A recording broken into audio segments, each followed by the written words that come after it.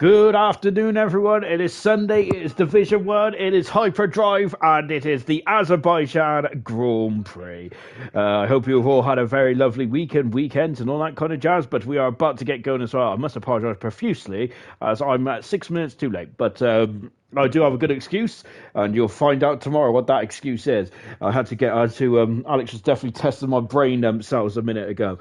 But anyway, I'm not going to spoil anything else, but let's just say it's going to be a very interesting episode of the podcast. Baku, or the Azerbaijan Grand Prix, which has gone on over the course of the last couple of days or so. We have... in Division 3, we had a great Atari party. Fantastic stuff indeed. I thought it was a private party, that one was there, but Gamer has really stuck his nose in there. We got a new leader in Division 4, I think. Nigel's now taking the lead there from Adam, who is second. Then Umar Bro is only 5 points behind in third position as well. Absolutely great stuff indeed. Then Florin as well, doing a great job in Division 5. I'm sure I've seen a message or two in the Division 5 chat that he's hurt himself playing football, and that may swing the championship into Gordo's advantage, then potentially looking good there. Division 6, I'd not really wanted to talk about Division 6 to be honest, because a certain Ginger Rage is pretty appalling at the moment, and I must apologise to my Ferrari teammates there, because he needs to pull his finger out. Division 6 as well though, Dynamo Dan, who has taken the lead in the championship, has taken over from Bob. Good stuff indeed there for Bob. Fantastic stuff indeed, and really well done. We have also got in the Redstone as well, for Jinner has now got down to 31 points in the gap of Division 7 there. Good stuff indeed. I think I missed out Division 2, didn't I? That's because I was a bit too far down me old spreadsheet there, which is appalling behaviour by me. But Geordie Boxtel, who I think was racing tonight, if I'm not very much mistaken. So that's good stuff indeed there for Boxtel, who's got the lead by just 1 point though from V Robbie, who has now moved up into second position in the World Championship. I have lost connection to V Robbie's only 15 points in front of Swift Ninja, and Menace Max getting pole position last night, but unfortunately couldn't convert it into a win, disappointingly enough. Let's go through the Drivers' Championship then from Division 1 then, shall we? And of course it's 20 turns around the European Grand Prix, which is now known as the Azerbaijan Grand Prix. If anyone watched Formula 1 back in the first time that it raced around here, it was, of course, the European Grand Prix, which I still don't understand why that was there, but which is great, which really kerfuffles me potentially then. But nonetheless, it's now the Azerbaijan Grand Prix, which makes much more sense in the world as well. Charles Leclerc has a record around here. It's actually held by total Ps of a 139.861, which was set last season then. So whether that's going to be broken or not remains to be seen as well. Thank you to Slayer, Dob and Ayrton, who have just messaged in. Thank you very much. I hope you all had a lovely Sunday as well then. So thank you very much for joining us tonight then. Drivers' Championship and the Constructors and the Joint Constructors then for Hyperdrive as it stands at the moment then. Danger Times leads the championship by a massive 47 points from Blaze second position there. At the moment it is a Ferrari 1-2. Sly Guy's incredible tutorial of the Monaco Grand Prix last week. It was an absolute clinic, wasn't it, in Grand Prix race, and he is now third in the World Championship. 2 points in front of Epic, who is in fourth then. Sully has moved himself in the fifth position because of Emerson, who's decided to hang up his helmet and boots. So Sully is now in the fifth position, Troy in sixth, Alpha Taris Milan is seventh, and Crazy Bill, I'm losing my voice, Crazy Bill in eighth position, Chaz at ninth, and the world champion German only down in 10th position at the moment and having a bit of a difficult start. Relegation zone, we have Hayden, Samba and Julian. Julian -2, -1 for Samba, and Hayden, who's only started one Grand Prix thus far in his Division 1 career so far. McLaren lead the Constructors' Championship by a 112 points. Goodness gracious me, I've got to adjust my Specsavers there. Oh, good gosh. We have also got Ferrari, who is second, then with Williams in third position, 3 points behind the Ferrari team. Fourth position is the Alfa Romeo. Fifth, Aston Martin. Mercedes down in sixth position. A bit of a difficult start for the Mercedes. Seventh position is the Red Bull. 4 points in front of Alpine in eighth position. AlphaTauri ninth, and Haas have had an absolutely appalling start in the championship. They are down in 10th then. Only 13 points so far in 8 Grand Prix, which is a pretty horrific start for the American team. In the joint constructors, McLaren leads 110 points there from Ferrari in second position. Red Bull are in third with AlphaTauri in fourth. Fifth position is the Haas with, AlphaTauri in sixth actually, with Haas in fifth. And Alpine seventh, Mercedes eighth, ninth for Williams. And 10th position is the Aston Martin team. South high five for me to doing all that before the qualifying has officially begun. Then apologies, I've lost all your comments there because I was trying to refresh my stream and I've missed Ayrton,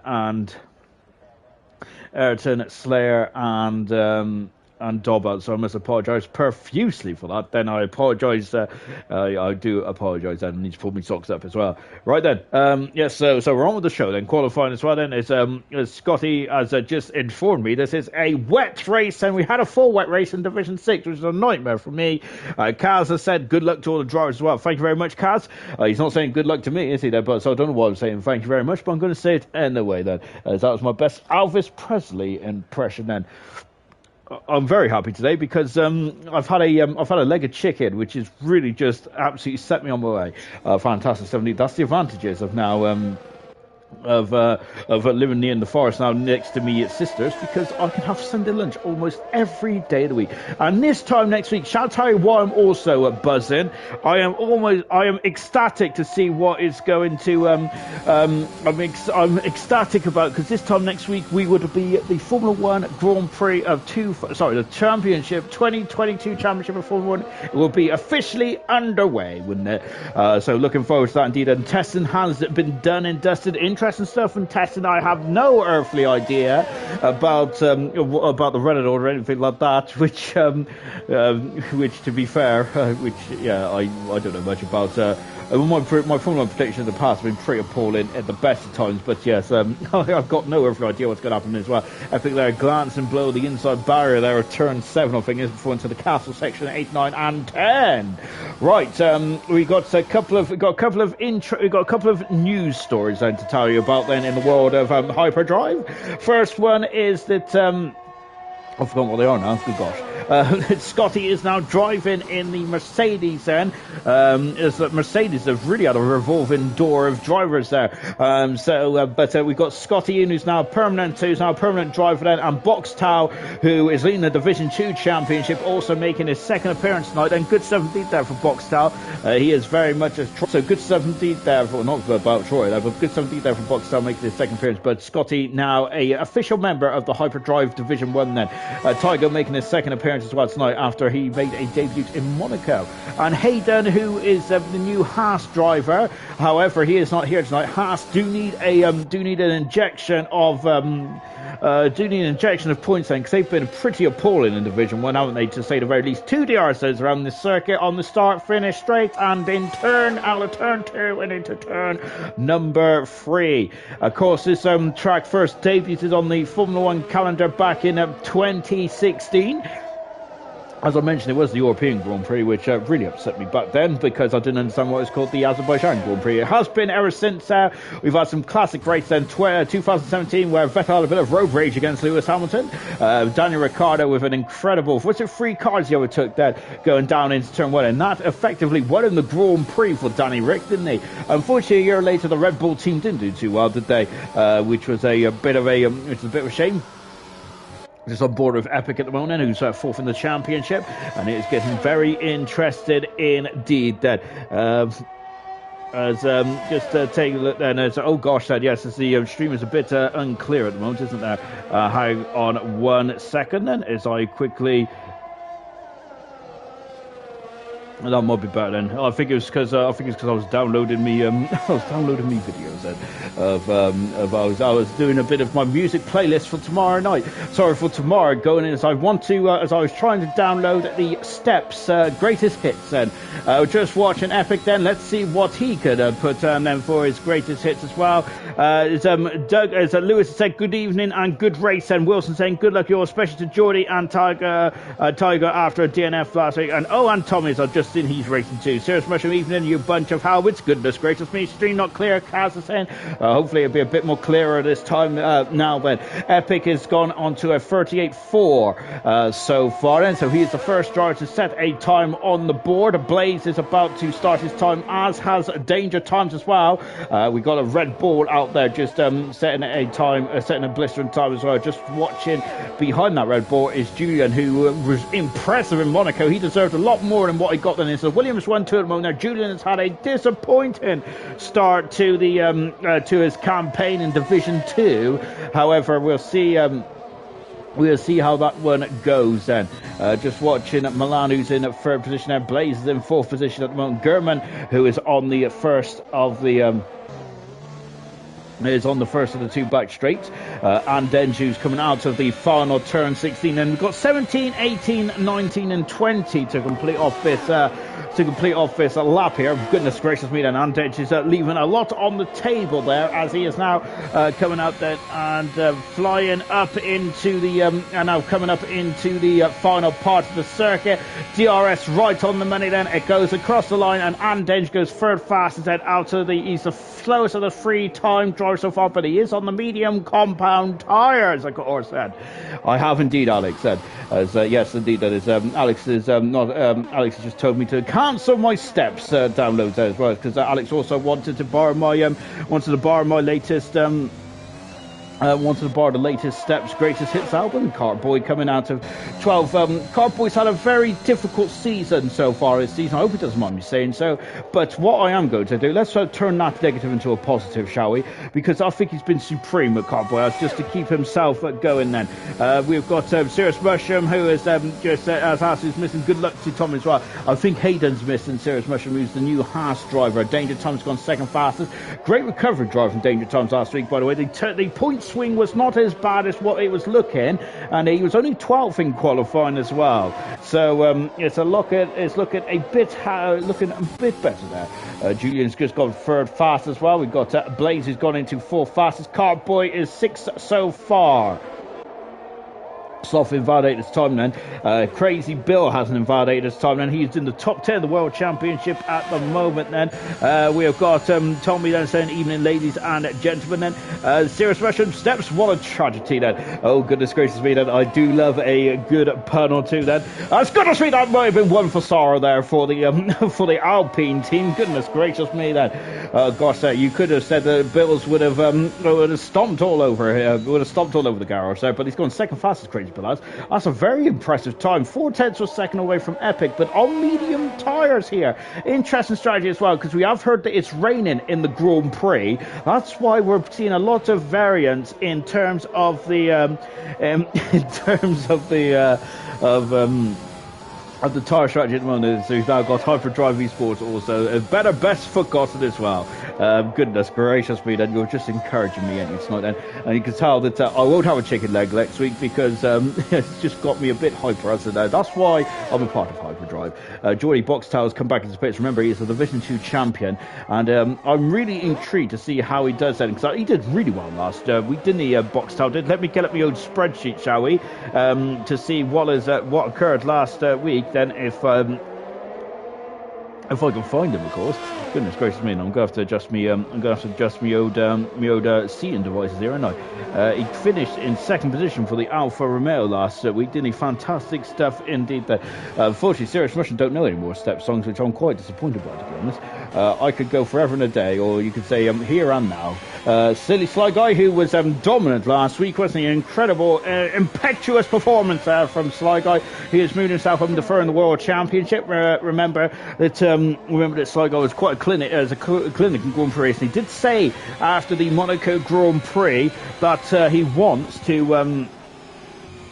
he wants to get at least fifth position in this Grand Prix tonight, because I think it's going to be about consistency now, isn't it, for Sly Guy, who I think that was his second Grand Prix win of his career of the Division 1 Hyperdrive here, isn't it? Good stuff indeed there for Sly Guy in the Ferrari. He's had 4 pole positions so far this season in 7 qualifying attempts as well, so he's becoming a very impressive qualifier, isn't he? The Ferrari driver is good stuff indeed. Then Vamos Scotty as well. Hope we don't see a chain reaction in the race like last night, then his goodness gracious me, then. Oh gosh, I think that you guys are a lot more better at the steps than I would have imagined then. So I'm not sure if I'm impressed or horrified by that. Let's go with impressed for now, shall we? I need to get into a comfortable position here because I am running a bit late tonight, and I haven't assumed my normal position, which I'm usually perched on my poof.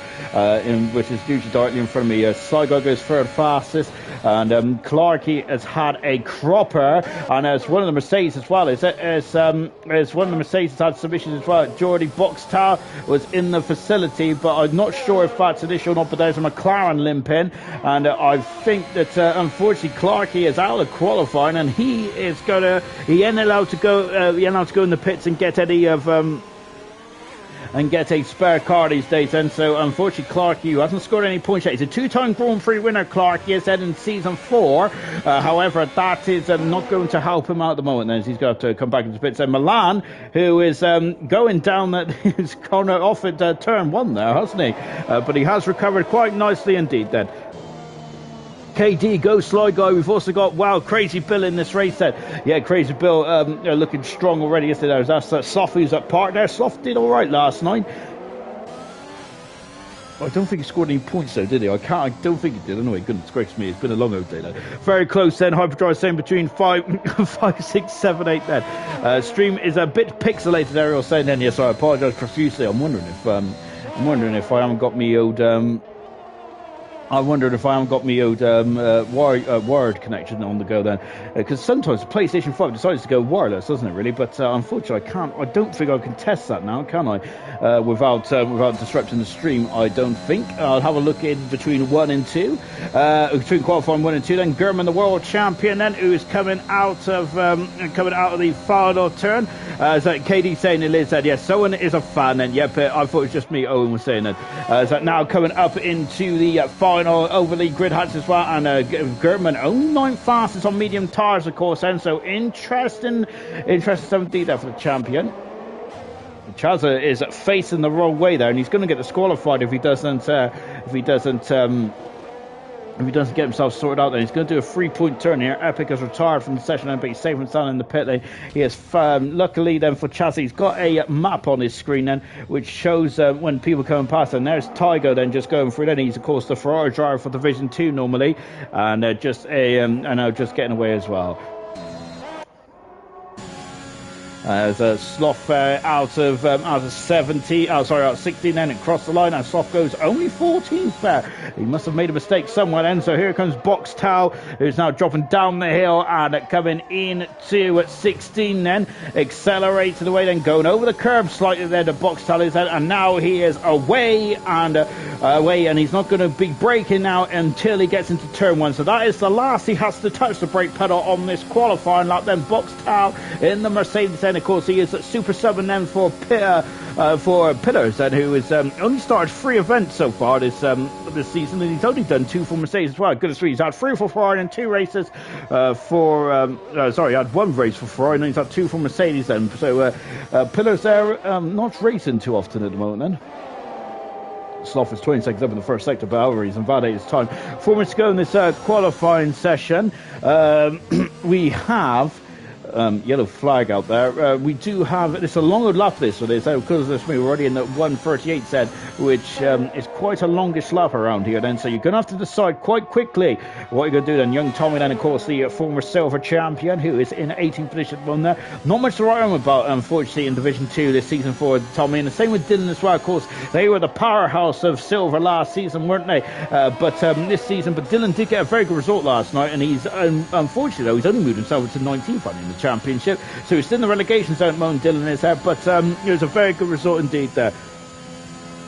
Milan is saying it's going to rain mushy, as indeed it is, and that's why we've got a lot of interesting tyre strategy out there at the moment, because normally in a normal qualifying session there, of course, we get through qualifying sessions on the go then, as Becca said, Viva la Mercedes. I was going to say Mexico for some reason, goodness gracious me, but now then, Sloth is back into the pits now. So as it stands, then we've lost Troy, we have lost Sir Young Tommy. Sully is not coming to the pitch yet, and Sloth is also in danger as well. Clarkey is the first victim of the Baku streets around here, and he is unfortunately out of the car, out of qualifying, and that's such a shame indeed. Crazy Bill challenging for pole was the last thing on my mind. Might be a boring race, and Sarah Special was saying, in terms of it's going to be a wet race. It was a pretty horrific race in Division 6, I must say. Then it can't be me, surely, that was really appalling in Division 6. It has to be the rain, surely. My God, say my heart did sink a bit when I seen it rained in Division 6 for the race tennis. I'm not very good in the wet at all, but nonetheless, and of course, these are the top drivers in hyperdrive. So, of course, whatever the weather throws at them, they will be strong. On board with Tygo here in the Ferrari in top 10 at the moment. And then Tygo is out as he is navigating his way around there. So Jeff Sarah's asked, why is Sully not setting a lap then? Hopefully we'll find out soon then, because we want Sully to be setting a time run then. Have I missed the parish notices then? I probably should as well. Maybe Farf may have to PM me to tell me why he is that. I don't think Sully had a qualifying ban. I must admit, I should have really checked really, shouldn't I? But it's shameful behaviour by me. But in my defence, I am looking forward to the Formula 1 season starting, so of course I'm going to be absolutely buzzing. But I'd like to hear what your thoughts and opinion are going into the Grand Prix season, and what you're looking forward to the most. And it'd be interesting to hear what you've seen from Tess as well. Of course, Drive to Survive as well, but please no spoilers, because I haven't watched it. Because unfortunately I've had to catch up with the 3 days of testing over the weekend, really, because at work my boss was there and I couldn't really watch it, which is a crying shame, wasn't it? Otherwise I would, because I'm sure I did last year actually, because my boss wasn't there, but unfortunately he was this year, which is a shameful behaviour by him. I think it will be a bouncy season there. Serious Russian was saying then, yes, there's a bit of what's it called, pole, oh gosh, I've forgotten what it's called now, but I was thinking of pole Satan, but that's something completely different, isn't it? Sully's still not set the time, so he's out of qualifying as well. It's between Sloth and Danger Todd's retired from the session as well. Carboy, I think, is going to be on the edge then of maybe getting eliminated here. Julian then out of the final turn as well, and DRS is right on the money. Scotty's retired from the session as well. Look at that, 202 miles an hour, and Julian is fast in qualifying too. He's going to be happy with that one. Sloth first starting this up as well, so this is Sloth's last chance then.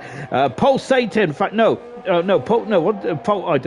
I'm not even sure what post. Oh, Carboy has clipped the Armco barrier there, unfortunately, and that is going to hinder him especially in the last sector, where there's a lot of flying. There's a lot of there's a lot of quick kinks, isn't there, on that final run down the pit straight as well. King Julian there. For some reason I've got Madagascar stuck in my head now. King Julian. We've got Carboy, who's also flicking it through the bar as well. I used to be very terrified of that final section, especially when I started league racing, because if you have if you have damage or any wear on your tires, it's really going to hurt you. Carboy improves time by half a second, but not his position now. Williams and Julian now has just got off the circuit there. He's second at the moment, and Milan is quickest so far. He's top of the time sheets. Fantastic stuff indeed then. Chazza currently down in 13th position now, as we've got who was that just jumped up the order? I think that was Sly Guy, wasn't it? No, it wasn't. It might have been I don't know who it was, to be honest. It might have been Gurman actually. He's now in the 4th position. That's a much better fist of things there for Gurman. Sloth is found 22 seconds in the middle sector. That's a fantastic second sector there for Sloth, but however, it's his first attempt now is really a good old fist of things as well. He's almost out of fuel here, but he should have done enough, the Alpine team and Sloth there, to fill him up for at least one run. Thank you very much to Falcon Live, who is now who's a new follower indeed then. Thank you very much, my good sir. And of course, if you come here for decent Formula 1 content and decent F1 2021 content, you come to the right place. just not on Sundays and Mondays, because that's when this full commentates. But of course, we do have 7 divisions over the course of the week as well. It is going to be an absolutely fantastic. His Cardboy's also clipped the wall as well, but he is safe and sound in qualifying too. We have got we have lost 4 drivers, which we're going to talk about in just a jiffy. So Cardboy, who is just coming up behind Milan, who is currently fast at the moment. We haven't seen much of this slipstream at the moment, have we? Which I'm quite surprised by. So let's see how this one occurs then. Let me catch up with the comments then before we go into qualifying 2. Cardboy moves into 14th fastest there, and he does get a lovely slipstream off Milan there, doesn't he? Good 17. Boxtel, who's leading the championship in Division 2, is currently 4th fastest as well. He's really showing something, isn't he, Boxtel is. I think he's a star of the future, isn't he, Boxtel is. And the way that he is progressing then in Division 2, I can't wait to see him in a full-time capacity in Division 1. He is going to be absolutely, he's going to be a major force on the side of the Division 1 regulars then. Poison, and Serious Rushman said, Becca, how dare you leave Farf in Division 3 then? Of course, Becca has given up her racing duties for the time being, so Farf is on his own, and he isn't anymore because he's got Grimmy as his teammate, which is another transfer storyline, which, goodness me, I feel like Jim White. But of course, that's another driver swap as well. Out of qualifying is Troy, Sir Tommy. We've also lost Sully, who didn't come out, and we've lost Clarkey, who hit the wall at the end of the second yard zone of turn 3. That's a new Tinder bio then. So I'm not sure if Lukey is talking to me or not, but I must say my yeah, let's not go down that road. I don't think. We have also got Becca saying fed up of him, fed up of his wind on his qualifying lap, on her qualifying lap. Then aren't we all? We've got Serious Rush saying that is is just as Becca said. Oh goodness me! He is unfortunately far for. Had a bit of wind there as she was entering the castle section of qualifying 2 lap and lost about 7/10 of a second then, so shocking behaviour indeed.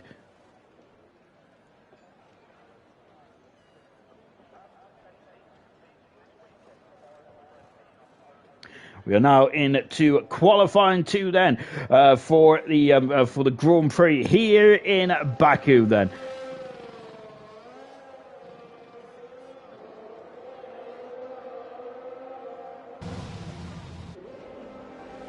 Is the picture still bad for everyone, is it? Because I thought it was all right now. I've just had a quick look. I'm on a quick look on my old mobile device then. As just taking a quick look. It looks like it's fine to me. Yes, the daughter saying it's lovely as well. You can see I was stopping there just because I was just trying to make sure. Yes, it does. It looks very nice indeed then. So good stuff indeed then. So hopefully, Kaz, and if you turn off and turn it back on, as the old IT world normally says, hopefully you should be all fine and dandy. And just now on board then with Epic then, as he is on an outlap at the moment. Of course, keep your feedback coming in at the moment. So just on board with the Williams car of Epic there as we go through the castle section. I got mixed feedback here. I got Serious Russell saying it's gone a bit blurry. Becca saying it looks stunning to me. We've also got Knowles saying it looks stunning as well. But Sir Tommy saying it's a bit blurry, and it's also blurry for Kaz as well. So I'm going to have to take it with a pinch of salt from now, aren't I? Here comes Epic, who's down in turn 15. Of course, that was the infamous corner where Vettel and Hamilton decided to get a bit too close for comfort. Then it was a cracking race, I must admit, 2017. For personal reasons, I try not to remember that one. We're on board with Epic then, who just accelerates out of 16 then. And flying down the back straight as well. So I've got a tech support from Discord as well. Fantastic. Right then. And also apparently Rory McIlroy is also playing golf as well, whatever that is. We're just watching Epic, who's starting his qualifying lap. And Epic is this is Epic's MO here, isn't it now? As he likes to go out quite early, doesn't he? Epic does. He doesn't want to be involved in any shenanigans whatsoever. So he's just going to get his head down and away he qualifies. And of course, we're in the second of 3 qualifying sessions here. Of course, qualifying 3 will be up momentarily. That would be the attempt to go for pole position. This qualifying 2 section, this qualifying 2 sector is to lose the next slowest 5 drivers. Then, but usually we talk about tyres in this one. We're not going to at the moment though, because of course. we're not going to talk about at the moment, though, because of course, with the rain coming in the race then, which I'm quite surprised by, because isn't this the City of Fire? I think it is. I must admit, I'm not too... I must admit, I'm not... Oh, Epic, I thought it was in the wall, then. That's fantastic commitment there for the castle section there for Epic. Oh, gosh, I was on my tongue. It was so good. But Epic there, who is really so much consistency as well. But, yeah, for is it the City of Wind or the City of Fire? It's the Land of Fire, isn't it, Azerbaijan? I'm not sure what the City of Wind is. Or is that in Detroit? Is Detroit the City of Wind? I don't know. What I do know, but yeah, what I do know here is that we do have rain on the horizon then here in Baku. And this is the one of the races, I think it's the only racetrack that is below sea level as well, or something like that. I don't know. I just have random snippets of information that I hear in the practice sessions. Land of Fire, Sean Knowles says. Thank you very much, then. Yes, Land of Fire. I don't know what the Land of Wind is. Maybe that's just my, maybe that's the land I'm on, perhaps. Or maybe that's the land that Fire saw as well. He's a very windy man, isn't he? As unfortunately, Becca's found out to her disgust. This Epic has gone fast on a 38.2. Sly Guy on the medium tires on a 39.221 then in the Ferrari. Sly Guy very quick in one lap pace then. Milan is not so quick at the moment there as he is touring back to the garage, and that's a place where I do not want to be struggling for, not want to be a slow car at all. 130 hours of rate was an area where you don't want to be slow on an F1 circuit, and probably the final sector in here tonight as well is probably another place where you don't want to be. German the slowest of the four runners so far. Tygo just about to complete his lap. Then we've got Box Tao, who's gone out very early this time. Flies past me. Almost so quick, almost knocks me wig off as well. Box Tao DRS wide open then, of course the letterbox then, which of course reduces the drag on the Formula 1 cars. And Box Tao goes second fastest, 4/10 of a second away from Epic, who remember is fourth in the world championship. So that is quite a statement of intent then. We've got a Ferrari of Tygo. Can I catch him? I can indeed, but I don't think many others can then, because he's gone second fastest in front of his Division 2 rival here. Tygo has impressive stuff indeed there for the Ferrari. Lovely. Well, unfortunately, tech support who was in the Discord has now left as well. So I actually thought it was a notification in Discord. I didn't realise it was an actual person. Julian then, King Julian is just coming out of turn number 15. Nope, make that 16. Goodness gracious me, I can't even count anymore. We've got a lot of Streamlabs notifications as well then. Good stuff indeed. And of course, said as yes, the Twitterverse and all that kind of stuff. Epic is doing a really good team effort here. Look at this, this is a slipstream, and that is absolutely beautiful stuff there from Epic. That is as sweet as a nut there, and that has propelled his team. Only ain't fast so for Julian. Interesting stuff. I thought it'd be a bit harder than that then. He was quick, wasn't he, in qualifying 1. Qualifying 2 then, that's not much to write home about. Same with Milan as well, who's down in 10 positions. He's invalidated this time. We're going to stick to Crazy Bill. Let's go into turn 1. Let's go on board with Crazy Bill in the Alpine car then. And of course we've got the telemetry down in the bottom of the screen then. DRS right on the moon, then getting on the power as well. 6th, 7th gear before going up into 8th as well. Of course, also I think it was the year to the day today that we lost the great Murray Walker. Of course, everyone who grew up watching F1 will know Murray's legendary voice then, wasn't it? Of course, he was absolutely fantastic then, and that's the main reason why I love Formula 1. It's just because of how great he was, and he just made even the most boring of races. If anyone Monaco, even the most boring of Monaco races seemed quite epic, and something was happening as well. I remember Murray Walker was. I remember back then as well. We didn't have the old DRS then to help. To help the overtaking as well, but yes, rest in peace, Murray Walker. And I think that is Murray Walker was one of the most horrific, people that I heard that lost that I heard pass away in a very long time, and yeah, kind of heartbreaking as well. And yeah, it's one person that there's a lot of people you don't really like getting old when you see in your childhood, and Murray Walker was certainly one of them. So yeah, definitely very much rest in peace, Murray Walker. Yeah, absolute legend of the sport, isn't he? And he was very much the voice, isn't he? Same with Charlie White, who was very much the race director as well of Formula 1 over the years as well, because he, unfortunately, Charlie White, and also unfortunately passed away on the eve of the 2019 Australian Grand Prix. Crazy Bill going second fast. He's looking very strong, Crazy Bill is. He's also gone purple in the final sector as well. That is very much he is very much throwing his hat into the ring here tonight, Crazy Bliss. Can he have a chance of going for pole position, maybe even a Grand Prix win here tonight, which would be great to see, wouldn't it, there for Crazy Builder. But we'll see how this one progresses. And as coming across the line is Danger Times. He's the championship leader. He is fastest as well by 2/10 of a second for the McLaren team. He is very happy with that one, I'm sure of it. Danger Times said faster than Scotty, who's I think this is his third Grand Prix. It is indeed his third Grand Prix. He had a podium back in the Spanish Grand Prix when he was driving for the Haas team. He has made up most of the Haas points this season, Scotty has said, but now he's driving the black Mercedes, of course taking over from the most successful driver in history of the Division 1 Hyperdrive, and that was of course Emerson there, of course, who won 33 Grand Prix in his career, two-time double world champion as well. So Scotty got some big boots to fill. However, getting his podium again, a podium in only a second Grand Prix is very much speaks volumes of the man, and he is now second fast as well. Scotty is at 2/10 of a second behind Danger Times, less than a 10th of a second in front of Epic. Chaz then out of the final turn as well. Serious Russian saying, come on, Milan. And Chaz going across the line. He's sixth fast as well. Then Chaz is good stuff indeed. Then as the sun is beginning to set, that over the temporary paddock buildings around here, as that they are erected about 6 weeks before the Grand Prix itself. But of course, there are temporary buildings before they get demolished and packed away then for the rest of the season as well. And so a lot of effort goes into this race. Same in Monaco, same in Australia, and every other race around the world. However, street circuits and a bit more effort than most. And it's a 1-2 for the McLaren team. They are dominating the constructors in Division 1, and also it looks like they are dominating the championship as well. But it looks like it's going to be Danger Times and Blazehead going head to head. Remember, we talked to Blazehead, and Blaze, I think we talked to Blaze, didn't we? Where we was talking about what is going to happen when those two go to head in the championship. But of course, they are not thinking about that just yet, are they? And I think we also spoke the same to Jinner as well, I think, in Division 7 a couple of weeks ago.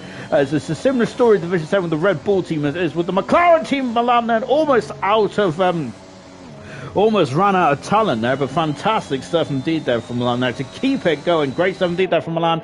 A multiple pole sitter as well in Division 1 then, as he now flicks it down into turn 15 as well.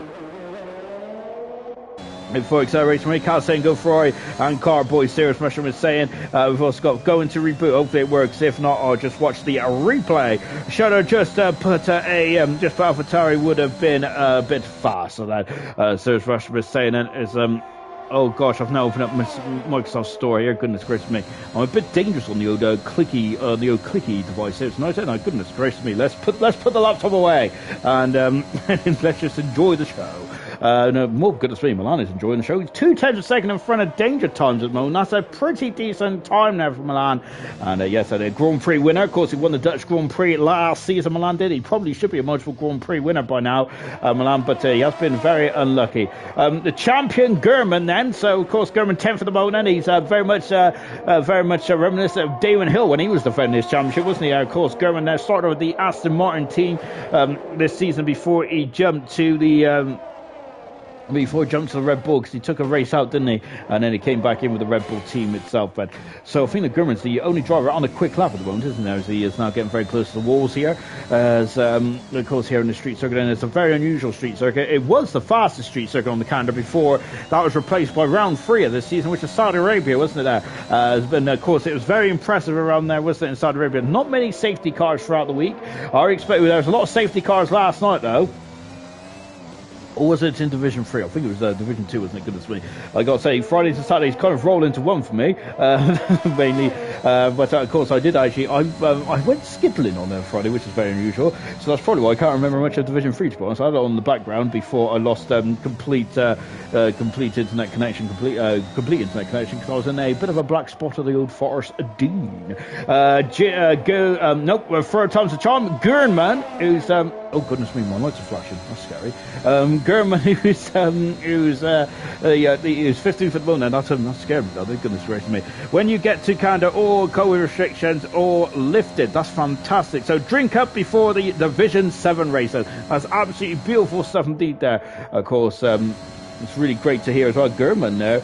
That's not really great to see though for Gurman. He is down in 11th position in the champion, so he's going to have to find something special in that Red Bull car if he wants to get through in the qualifying free. Milan is probably done is probably going to be all happy as Larry. Boxtel then, who's just getting out of the way of one of these slower cars there. Scotty, who's on an outlap moment, and he's parked right in the middle part there of Tygo then. So Tygo is, unfortunately, that's just the nature of the circuit there. There's not much he could do about that. Boxtel just in front of that, of that part of the circuit. Excuse my going to gesture. I had 2 packets of crisps before well, just 2 packets of crisps about an hour ago whilst I was watching the Arsenal and other team game then. Oh, Leicester team then. I think was it Arsenal 1-2-0 or something like that? I'm not too sure. I tried watching the football, but I think I fell asleep actually. And then I woke up in a panic about 6 o'clock because I was late for something. Right, we got Boxtel, who is now out of turn 6 now. You've got Fred the Eye Needle then before coming through. And now that he is just going to be winning his car. And remember that a big part of this Grand Prix later on tonight then, of course, the beauty about Hyperdrives, we get the qualifying and the race on the same night. And as Boxtel flies past me over the grid hatchings, and that goes 4 fast there in front of his teammate Boxtel. Is amazing stuff indeed there from the Division 2 Championship leader. Julian has gone second fast, and that's good time indeed there for Julian in the Williams car. He's only got -2 points on the on his resume at the moment there, Julian has there, unfortunately. So hopefully he can get that sorted out then. Hopefully he can get that sorted out, because he is a driver of he's a very quick driver to say the very least, isn't he? And he should probably be a bit higher up than that. And Tygo is down in 10th position at the moment then, so that lap didn't go too much according to plan. And I'm just looking to see who else is there. And there's Sloth, who's coming through then over the grid hatch as well for the Alpine driver, and Sloth across the grid hatch, and he goes 8 fastest there. Good stuff indeed then. As now we're just on board. Of course, thank you very much for joining us tonight then. It's been absolutely a pleasure and a privilege then to have your company along for the ride then. Carboy, who has got 16 seconds there to get across the grid hatches and have another bite of cherry. Gurman's out of qualifying, unfortunately. Tygo, who is going for broke as well, just taking a look to see what other cars are out there at the moment. And Carboy's just coming over the grid hatches and yellow flag in the castle section. I'm not sure what's occurred there, but it's one of the Red Bulls. I think it's Gurman there, just get out of the way, I think. Well, that might have been a worrying sign then. And I think Tygo is now coming back in to the pits then. So Tygo, who's I think done his job for qualifying 2 then. And I'm wondering then if anyone else is going to go quicker then. Epic is also invalidated this time as well. That could be a costly mistake there from Epic. Crazy Bill is invalidated this time as well. Oh, goodness gracious me then. So that is not good at all for Crazy Bill then. So we're looking down then at Crazy Bill. And if my time is out of sync then, which no, it's not out of sync then. So Crazy Bill very much on the outside looking in at the moment. And that's going to be a very nervous driver indeed. Is anyone going quicker to run? And what about Chazza out there? Chazza's got no slipstream on this final part of the circuit then, so we'll see how this one progresses. Danger Time has gone faster still. Goodness gracious me, Danger Times from Milan there, almost in a different postcode, along with Julian as well. We've got Chazza, who's made it through into qualifying 3. Good stuff indeed there. Scotty's retired from the session. Tiago's in the pits. Gurman qualifies as well. Sly Guy, goodness me, Sly Guy is in major peril here. He is down in 14th position. The Ferrari driver is there. Gurman's out of qualifying. Crazy Bill out of qualifying. Tiger out of qualifying. Both Ferraris are in trouble here. Carboy is also in trouble as well, but it's between Amdenge and Sly Guy. Can Sly Guy edge himself out? He can indeed, and he's gone fast as there. Sly Guy has a great recovery indeed. Amdenge is 9,000 seconds, so, and he doesn't improve either, so Amdenge out qualified as well. And that is unfortunate indeed. Then Sly Guy left it right to the very end then and got 3,000 seconds quicker than Danger Times. And Carboy doesn't improve either. He is also out of qualifying, unfortunately. We know our 5 drivers then, and they are Carboy down in 15th position, Gurman the champion down in 14th, Tygo in 13th position, 12th is Crazy Bill, and Andenge in 11th position there. But look out for 302nd Andenge and Chazza, and Chazza snuck through by the skin of his nose cone there. Good grief, and a lot of big names out of qualifying there. Becca, Mercedes Masterclass, Sly Guy just playing from serious Russia saying, remember, Sly Guy's had 4 pole positions in 7 qualifying performances so far. Oh, goodness gracious me, and he is fast there by 3,000 seconds, but 54,000 seconds behind it is Milan as well. Good goodness gracious me, the top three at the moment are very much nip and tuck in this part of this part of qualifying. I love it. Just confirm who's out of qualifying here then. Carboy in 15th position, German 14th, Tygo 13th, Crazy Bill in 12th position, and Antage in 11th position there. Crazy Bill was looking quite strong in qualifying 1, but qualifying 2 is kind of deteriorated then for the Alpine driver, and unfortunately he's out of qualifying. He's going to be very disappointed about that then as we proceed into qualifying 3 then. And Epic there, who made a mistake then, but he was safe in the end then. Sloth in 9th position, he's going to be happy with that then. Both Mercedes doing very well, along with the usual suspects of Sly Guy, Danger Times and Milan then top of these timesheets at this moment in time. Half a second covers the top 10. Wow, Serious Mushroom was saying, goodness gracious me then. It is very much nip and tuck, isn't it? Good grief, then. Really impressive stuff. And we are now into qualifying 3 as well. Enjoy the sunshine, ladies and gentlemen, because it is going to be raining on the race itself, there, isn't it? I've got to adjust my headpiece. I've got to adjust my hairband as well. Unfortunately, I haven't washed my hair today, so it's a bit greasy. So you would think it would stay in the same place, but it really hasn't. So there we go. It's just gone a bit flopsy, which is annoying me, to be fair. Milan coming out of the garage as well. Sly Guy is the first driver on the track. Is he? He is indeed. Epic then, who unusually, he's usually the first one out there, but Sly Guy, who left it quite late earlier on then, is 3,000 seconds in front of Milan, and it looks like the drivers see where it's first and third in qualifying 2 of going out first and second in this one.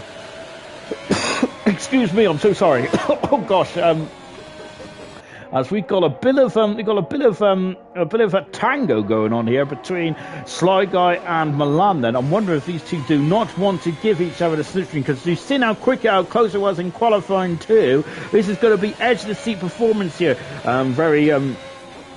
It's an edge of the seat performance, and this is where you can win or lose you the qualifying session. Now, this is why there's a bit of gamesmanship going on then between Sly Guy and Milan. Then, it's probably, are they two of the best qualifiers in hyperdrive? I would say potentially then, but there's a lot of other drivers that could hold. There's a lot of other drivers that we should throw into the conversation as well. Look at that sun right into the eyes of the drivers, and surely that must distract them. We're not expecting any sunshine of any such imagination in the qualifying later on. Then look at the sparks that come out from the Scuderia Ferrari car. Of course, so those are the skid blocks as well. There's not going to be any porcelain. Gosh, these F1, the F1 community always brings. The F1 always brings up a new word which I cannot say, like tire degradation as well. Sargo's invalidated his turn 16 now. I'm wondering if that's going to also invalidate his next lap as well. Let's find out, shall we? Serious Russia, no rain dance for him then. It's of course Bogey Volcano, the man, Mr. Legend, who was very quick in the rain 1 year in Hungary. We've got Sly Guy going over the grid hatchings, and he is fine and dandy. There's Milan in the background there. You can see his AlphaTauri. There's 2 Italian teams on the circuit. Oh, Sly Guy, that back end there, not very much bolted to the ground by any stretch of imagination. They're completely different to Monaco, because I don't think we've seen the back end veer out at all, did he? Because it was very much a very compliant car in Monaco for Sly Guy, but it's not too compliant into turn 1 then. But however, that's 1 turn out of 19 others around here. Car 46, who's of course he's throwing the World Championship. Sly Guy is there. However, Sly Guy then hopefully he gets a bit of consistency in his drive now as well, because he scored no points in Bahrain, the DNF in Saudi Arabia as well, and of course in Portugal as well. Unfortunately, only scored 1 point. That could be crucial in the World Championship. Remember, they compare that to Danger Times then, who has scored in every single race so far, and his worst performance was in the Monaco Grand Prix of 6. So that could win or lose the World Championship. And Sly Guy is back and then very floaty on the old curbs there as well, as he is friendly the eye of the needle to them before coming down into 15 as well. It's downhill, that one is breaking them, but that is inch perfect. Goodness gracious me, you can hardly fit a piece of paper between the wall and the tyre there of Sly Guy, accelerating out there, and look at how much track he uses there. He's almost off the circuit. That is absolutely incredible stuff indeed. Sarah Fletcher has just confirmed, noticed that German's out qualifying. Yes indeed, German shocking there for the world champion. We've got Sly Guy now coming up into the coming up then. Now let's see what Sligo can do then over the grid hatch as well for the Ferrari driver, and it's a 37.6 to set us on our journey. Milan is invalidated this time then, but he is really towing Scotty along quite nicely there, isn't he? Goodness gracious me. And now Scotty on this day before Mercedes, he is second fast, and we're a tenth of a second away from Sligo at the moment. Slough is third fast one, and Milan's invalidated this time then. And those are that was one driver that I was expecting to be a part of the qualifying shootout, but at the moment now he's made a mistake on its opening run here. Boxtel across the line, he goes third fastest there. His teammate Scotty had a beautiful slipstream. Epic is only fifth fast at the moment there. He's at 300 a second behind that Slough at the moment there. I say only third fast, so we're expecting Epic to be a bit higher up than that. Now here comes Blaze, who's second in the World Championship. Then, of course, there's a McLaren. At the moment, there is a monopoly for McLaren. They are both they're both looking very pretty, sitting very pretty in the World Championship, aren't they? Here comes Blaze. He's about to wind it up and let it go. The top five of them. Oh, that ain't going to open those. He's probably going to scrub a bit of speed off after got a bit wayward there, didn't he? Out of turn at 19, I think, or 20 was then. Sligo fastest by just over a tenth of a second from Scotty in second position. This is Scotty's third Grand Prix appearance in Division 1, his first appearance as a full-time driver, and he has been promoted to that Mercedes seat. Boxtel is third at the moment. Of course, he's the Division 2 championship leader, and he is third at the moment. Slough in the supreme fourth at the moment. Epic might be a bit disappointed, but all the way down in fifth position there. Milan is going to be very disappointed of being in sixth, and he invalidated his first time run there, hasn't he? He's advances to Sligo at the moment. Blaze, Chazza, Julian, and Danger Times hasn't set time so far, but here's the first of the two McLaren cars there, and this is Blaze has gone purple in the first sector. Yellow flag on the start-finish straight at the moment. And of course, the race is the countdown to the Grand Prix is not too far away, though, ladies and gentlemen. Keep your eyes peeled. Then we are expecting rain in the Grand Prix as well. There might be a procession in terms of rain. And look at the commitment now from Blaze there. My goodness gracious me, he really wants his pole position, doesn't he? He wants to be in front of his teammate as well. We're on round 9 of the World Championship. We ain't even go. Of course, there's only 23 rounds now, rather than 24, which is still the longest season in hyperdrive history, because I think wasn't it like that's a lot of curb, and I can't believe that car is so compliant over there. Fantastic. Remember, we have still got 23 Grand Prix out of 20. We did have 24, and I think that the highest was 22, wasn't it? If I'm not very much mistaken. But that is so we're just not even at half distance yet, are we? But however, every point is going to be crucial, I think, in this very tightly contested championship season. There, Blaze at DRS, and yes, and now the drag reduction system has been opened. Then in the background, I think it was Milan then who's about to start his lap. Now Blaze goes full fast as he is beyond both the Mercedes team now, as Mercedes are looking very strong in the hands of Scotty and Boxtel at the moment. Interesting. All right, Danger Times, the championship leader then. 47 points is the gap between himself and his teammate, which is just under 2 Grand Prix wins then. And I think, but Danger Times is not going to take anything for granted. He's really evolved as a Grand Prix driver. He made his debut back in season 5 in Mexico, and really since then he is just very much on a upper hill curve, or ups curve, or whatever I'm trying to say. What I do know is this is 26 Grand Prix start, but Danger Time is in the pits, and so Danger Time's the championship leader is in danger, pun intended. Oh goodness gracious me.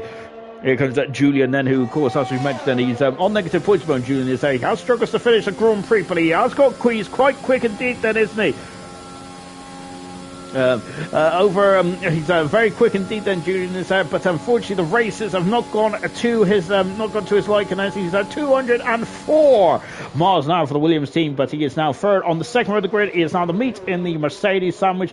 I think he'd be happy with that then. Here comes Chaz there, who Chaz are looking strong this time around, isn't he? Because I think Chaz, who was third in the championship last season there, unfortunately hasn't had much to write home about, has he over the past couple of races, all this season as well. It's been a pretty difficult start then for Chaz. It comes across the line, he is 6th fast man, and Chaz is in the beautiful lime green helmet. Milan's invalidated again, and that's Milan, who is quick, but he cannot get a lap together, can he? And this has cost him. He's going to only have one shot, I think, now.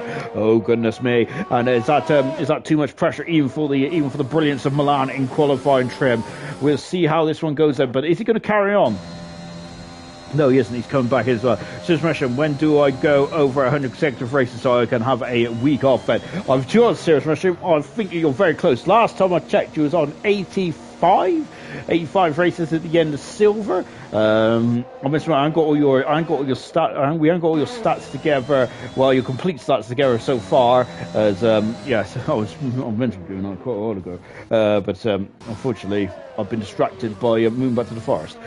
Julian, then. Goodness me, it's very breezy out there, so I didn't know there was a storm coming. Oh my word, there. Maybe it's just far from his wind again. So Julian there, who's third at the moment. Going back to Danger Times, his 26th Grand Prix start. He's had 5 wins in his career, 2 pole positions and 13 podiums.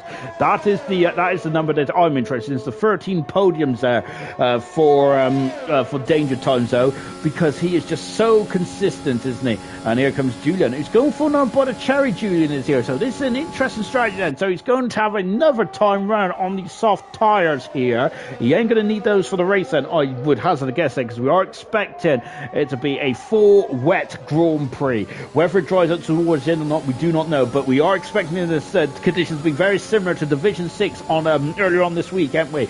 Julian then accelerating out then. And now then into 3 as well. Look at that inside corner there, turn 3. There's a lot of rock-ups that has happened so far on this event. Then is Chazza going for another bite of cherry? No, he's coming into the pits. I don't think Chazza can have enough time to come in the pits, change tyres, and go back out again, is he? Which is going to be a bit of a shame now for Chazza, isn't it? He's 6th fast at the moment, and I can't see Chazza staying in 6th. He was good. The likes of Sloth, Epic, Milan, and Danger Times all ready and primed to go out again. And I feel that Chazza might be starting on the 4th or maybe even 5th row at the end of this one. Julian there is giving it his all and more here. We got Scotty out as well. Scotty,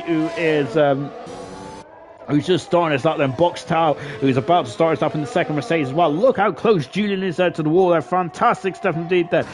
So serious Russian, once we find out, probably tomorrow, my good sir, because I'm going to bed after this. Unfortunately, I had a really rough night's sleep last night, mainly because I think I ate something which really disagreed with me, but there you go, that's what you get for being too greedy. Actually, it was not food poisoning or anything like that. I think I just overloaded myself because I can't stop.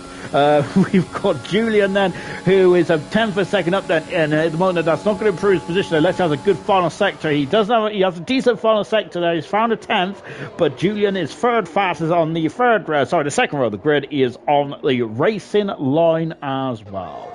Do with that information what you will. I think that's quite an important bit of information. I would have to guess then, because surely it's going to be the more grippier side of course, you do have the inside line, don't you, going down into turn 1. Of course, if you're on the even numbered grid hatchings there, but however, of course, the odd one does have the racing line, which may give you an advantage then, but we'll soon find out then. Boxtel deserves to be in Division 1. He does indeed, doesn't he? But Boxtel, I think, has already shown out of his performances in Division 2 as it stands already. The season with Boxtel. So we'll talk about Boxtel in just a few moments. Well, he's already got a Grand Prix win and 3 pole positions to his name and 5 podiums. Fantastic stuff for Boxtel. Cross the line now. Scotty doesn't improve in his time, doesn't improve in his time, but he's still second at the moment. But that final sector run, because he had Milan's slipstream, didn't he, which has really propelled him up the order. Milan hasn't set a time just yet, and he's on the lap now, and the checker flag is fluttering in the breeze here in Baku, but of course everyone can now complete their lap then, and let's see what that does. Chazza, the only driver so far who has finished his qualifying run. Second fastest there for the Division 2 Grand Prix Championship leader. Magnificent stuff indeed there. Sloth goes 5th fastest, and Chazza's dropped down to the 4th row of the grid. Sloth, a brilliant time for him then. Once again, Sloth doing a mega job in that Alpine car. He is going to be loving that then. Julian just getting out of the way of Sly Guy, who is next across the line. So he's currently the pole sitter. He's going for his 5th pole position in 8 qualifying attempts, and that's quite a good record there for Sly Guy. Really impressive indeed there. His qualifying performance is second to none, isn't it there? However, I do expect Blaze, Milan, Epic and Scotty there to really may find a bit more time in the piggy bank. However, I think Scotty may be done in this qualifying section. We'll find out. He can do one more lap if he wants to. Sligo across on, that's an incredible lap there. My goodness me, he's found another 10th and a half. Magnificent stuff. Danger Time's only second fastest there. Milan is on pole position, and for goodness me, by just over by over 100th of a second there from Milan. Where did that come from? Wow, incredible stuff indeed there. Scotty's in the pits then. Epic has gone full faster with Julian giving him a tow in the final part of that. Then Blaze has abandoned his time then, and Chaz has dropped down to 10th. It's Milan on pole position then for the Azerbaijan Grand Prix. And that's his first pole position of the season as well for Milan there. Really well done indeed, and I think that was absolutely brilliant stuff. That was one lap there for Milan, one lap, and he just threw caution to the wind there. Superb stuff indeed there for Milan.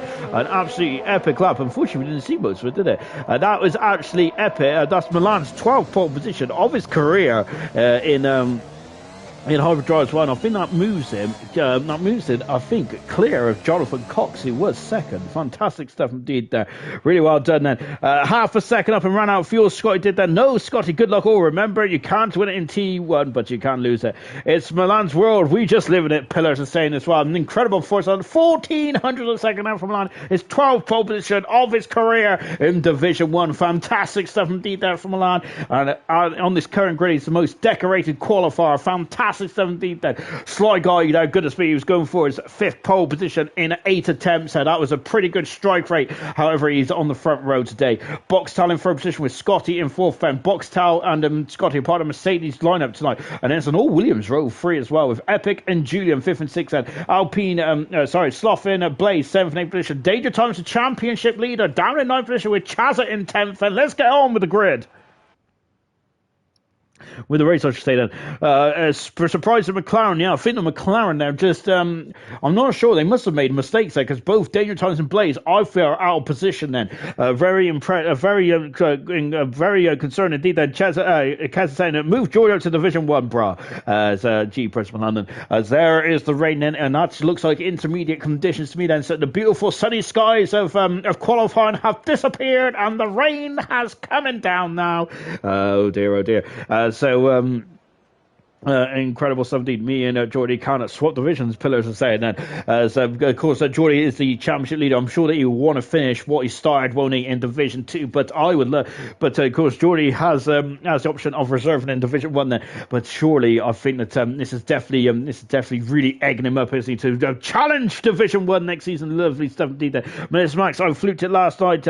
He's insanely quick. Fair dues. Of course, Menace Max was on pole position last night, wasn't he, in the Mercedes team? A great time indeed that from Menace Max. He says he fluked.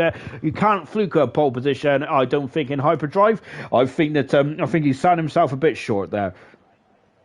Right then is Cheza, and Cheza agrees with me there. Both Aston Martins are right at the back of the train here. Intermediate tires for everyone then. So let's go through the grid, showing from pole position down into 19th on the grid then. And here they are then. So Milan, 12th pole position of his career. Fantastic stuff indeed there from Milan there. His first pole position of the season, believe it or not then. But he has been close on a couple of occasions there. But him and Sly Guy head to head for qualifying. I'm absolutely loving the qualifying this season. We're watching Sly Guy and Milan, two masters at work, I think, on one lap pace. They're absolutely supreme, aren't they? I'm really enjoying that. That's fantastic stuff there. Milan pole position there. Sly Guy alongside on row 1. Boxtel, the championship leader in Division 2, is third at the moment there. And look at this, in Division 1, he's just right at home then. Fourth position for Tyson Sharp. Oh, Scotty's in the wall. He's in 4th, and it's his 3rd Grand Prix start in Division number 1 then. Let's see how he gets on. Epic is in 5th position there. I can't get my positions right. With Julian in 6th position now. Julian needs to get out the minus points there, doesn't he? And surely he has to aim for that slight there. Slough in a very superb 7th position there, as Hyperdrive said, which Blaze and Danger Times 8th and 9th, and two drivers that are very much cream of the crop in the World Championship. In the 8th and 9th with Chaz in 10th position and Denton in 11th position. Now, usually I'd say at this moment in time then, if he gets to choose whatever tires he wants to start the race on, well, he has chosen the intermediate tires along with all the other drivers there, because it's intermediate conditions there. 12th position, Crazy Bill. I feel that I was a bit disappointed by Crazy Bill in the end then, because I thought he was doing a superb job in qualifying, but he's came up a bit short there. We have got Tygo in 13th position there. German in 14th position. The champion down in 14th. We've only got one champion in the field now, unfortunately, with Emerson hanging up his helmet. 15th position is Cardboy. Troy. Oh dear, he's locked up going into turn number 15. Carl Larkey was the only victim in this crash so far in this event tonight. He's down in 16th position now. Sully in 17th position now. Young Tommy in 18th position now. Of course, he's the silver child, the last ever silver champion in 18th position now. Troy in 19th position now, who is the most successful silver champion in history. And of course, he's had a very good start indeed as well. I'm Milan saying, okay, terrible to drive, man. I wonder if anyone has any wet setups there. Serious Russian says she scares me. Yes, Becca, of course, the Mercedes CEO, I presume she is, isn't she? Goodness me, I think she scares everyone. Well, she certainly scares me as well. Right, then we've got Troy down, who just coming up as well, and there's Jeff saying, don't say that, Milan, then, as now we're just waiting for Troy then, who is kind of lagging behind at the moment, isn't there? As he is not really that keen. Hang on a minute, I've got a cough. Oh gosh, there! Oh my word! Oh, I'm gonna have to skip work tomorrow. Right, 19 turns and 19 competitors around 26 laps here in Baku. Is the rain is like then? Is it here to stay then, or is it going to be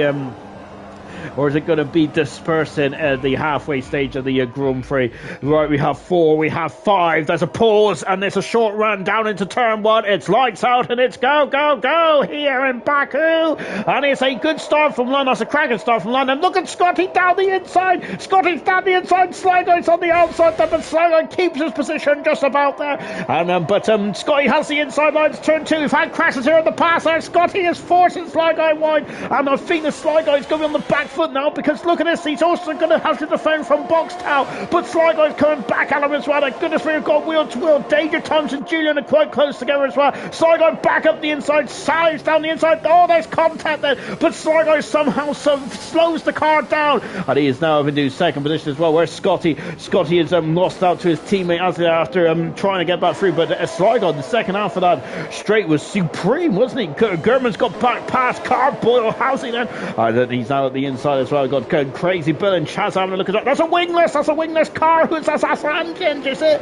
It is Amden who's lost the whole of the wing now. Having a difficult start to this difficult start into the vision. Oh, and what's happened? Sligo is down into front position. That's a Mercedes in the wall. Box towers in the wall. Oh my goodness me! In the castle section, that's our first victim in the castle section. Sligo's back up into second position. They have lost almost 2 seconds there, just squabbling over second at the moment, and that's a huge damage there for the Mercedes team now. Oh goodness gracious me, then that's absolutely horrific start. And Johnny's in the wall, and that's the whole of the wing gone there. Oh goodness me, it's chaos, and debris is flicking all over the show here. That's a car out. That's Andy who's out of the Grand Prix.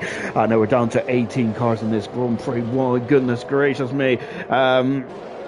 Oh goodness me, it's a virtual safety car at the moment then, and we've got Andent out of the race completely. Box Tao, who crashed there yesterday, I'm just reading the comments there, down in 18th position there. Oh goodness me then, and look at this Milan, who goodness gracious me then, that was an incredible start to this race here from Milan then, and Milan is in the pits. Milan is in the pits, and the Grand Prix leader is in the pits. What's happened to Milan? He has gone off somewhere, I think then, and Milan then just left the session. Then we've got pit stops for Sloth as well. This is a Milan, who is almost going to check out then, has had submissions to nose cone change for the AlphaTauri. Oh no, car number 2 has had some issues then. Oh dear. Yes, as the wing changes been. Sloth in, Tygo in, Danger Tom, the championship leader, Danger Thompson as well, unbeknownst to me, and it's very empty in the grandstands up there. Danger Thompson's going on the pit stop, he's down in 17th position. As we've mentioned, his worst position so far this season was 6th position in the Monaco Grand Prix.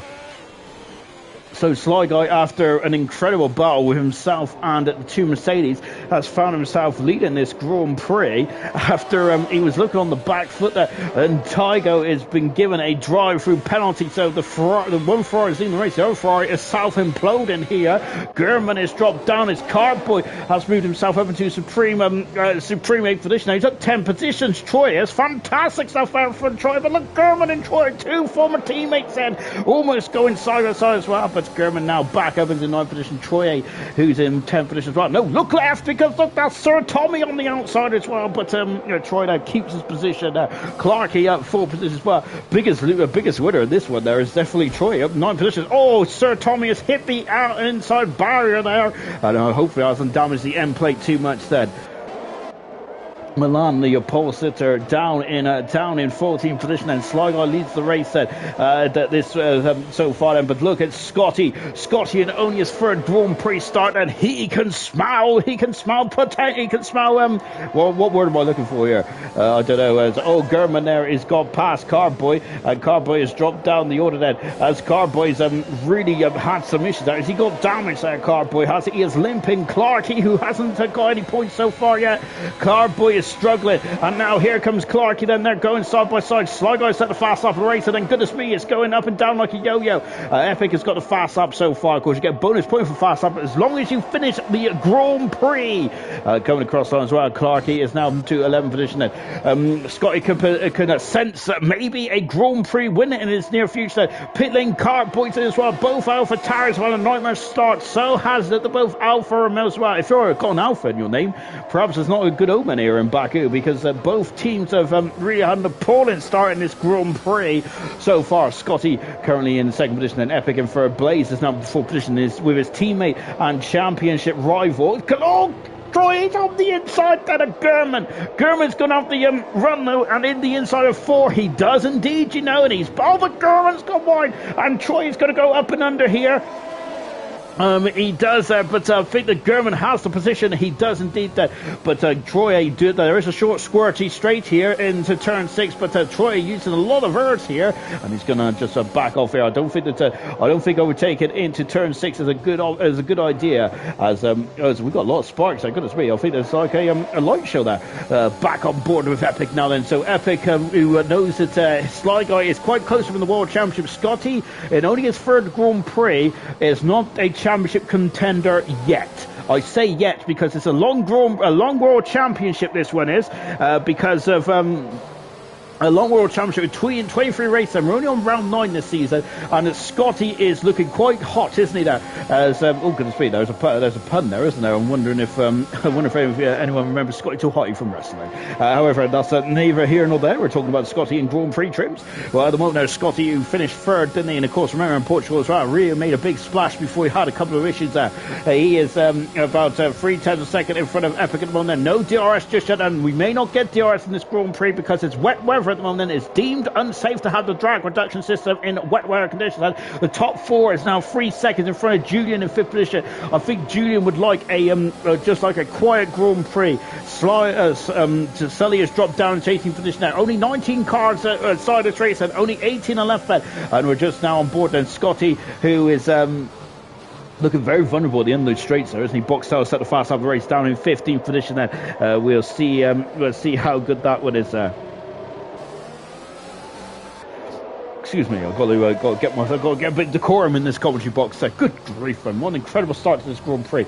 That 4 out of 26 then. This is going to be a long slog, this one is. Going to be a long slog, this one is. Just on board now as Epic is quite close to the back of Scotty then, but Sly Guy seems to sprint away then, but then he starts to reel him in around here, don't they, as well, as they go for the castle section. And the top 4, look at that, 1, 2, 3, Sly Guy's in trouble. Has he got damage on the Ferrari? Oh no, and Sly Guy's he's limping, or is he just or is he trying to cool off those intermediate tires? I'm not sure, but he is really dropped into the clutches of Scotty. We're on board Scotty at the moment. Look at Epic then. It's incredible how much these drivers just don't drive to the back of each other. It's supreme stuff here. But Sly Guy really had a horrible second sector there, didn't he? He is really struggling then, isn't he, Sly Guy? But let's see how this one goes. And Crazy Bill has got past Chazza and moved himself into 6th position. Good hustle there from Crazy Bill. His disappointing qualifying for is putting it right behind him, isn't he? Already fantastic. Look at these top 4. Julian is not too far away either now, because he's putting a bit of a spurt as well. And you can see the rain is still coming down quite steadily then, but Sly Guy is very quick in a straight line here.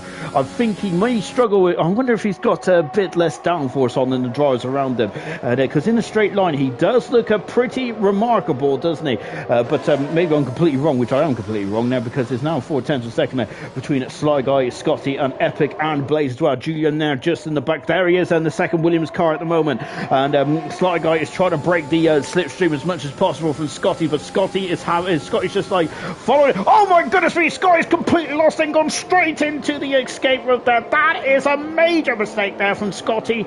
Oh no, oh dear then. And Scotty, fair play to him for not going into Sly Guy there, but goodness gracious me, Scotty has lost an abundance amount of time there.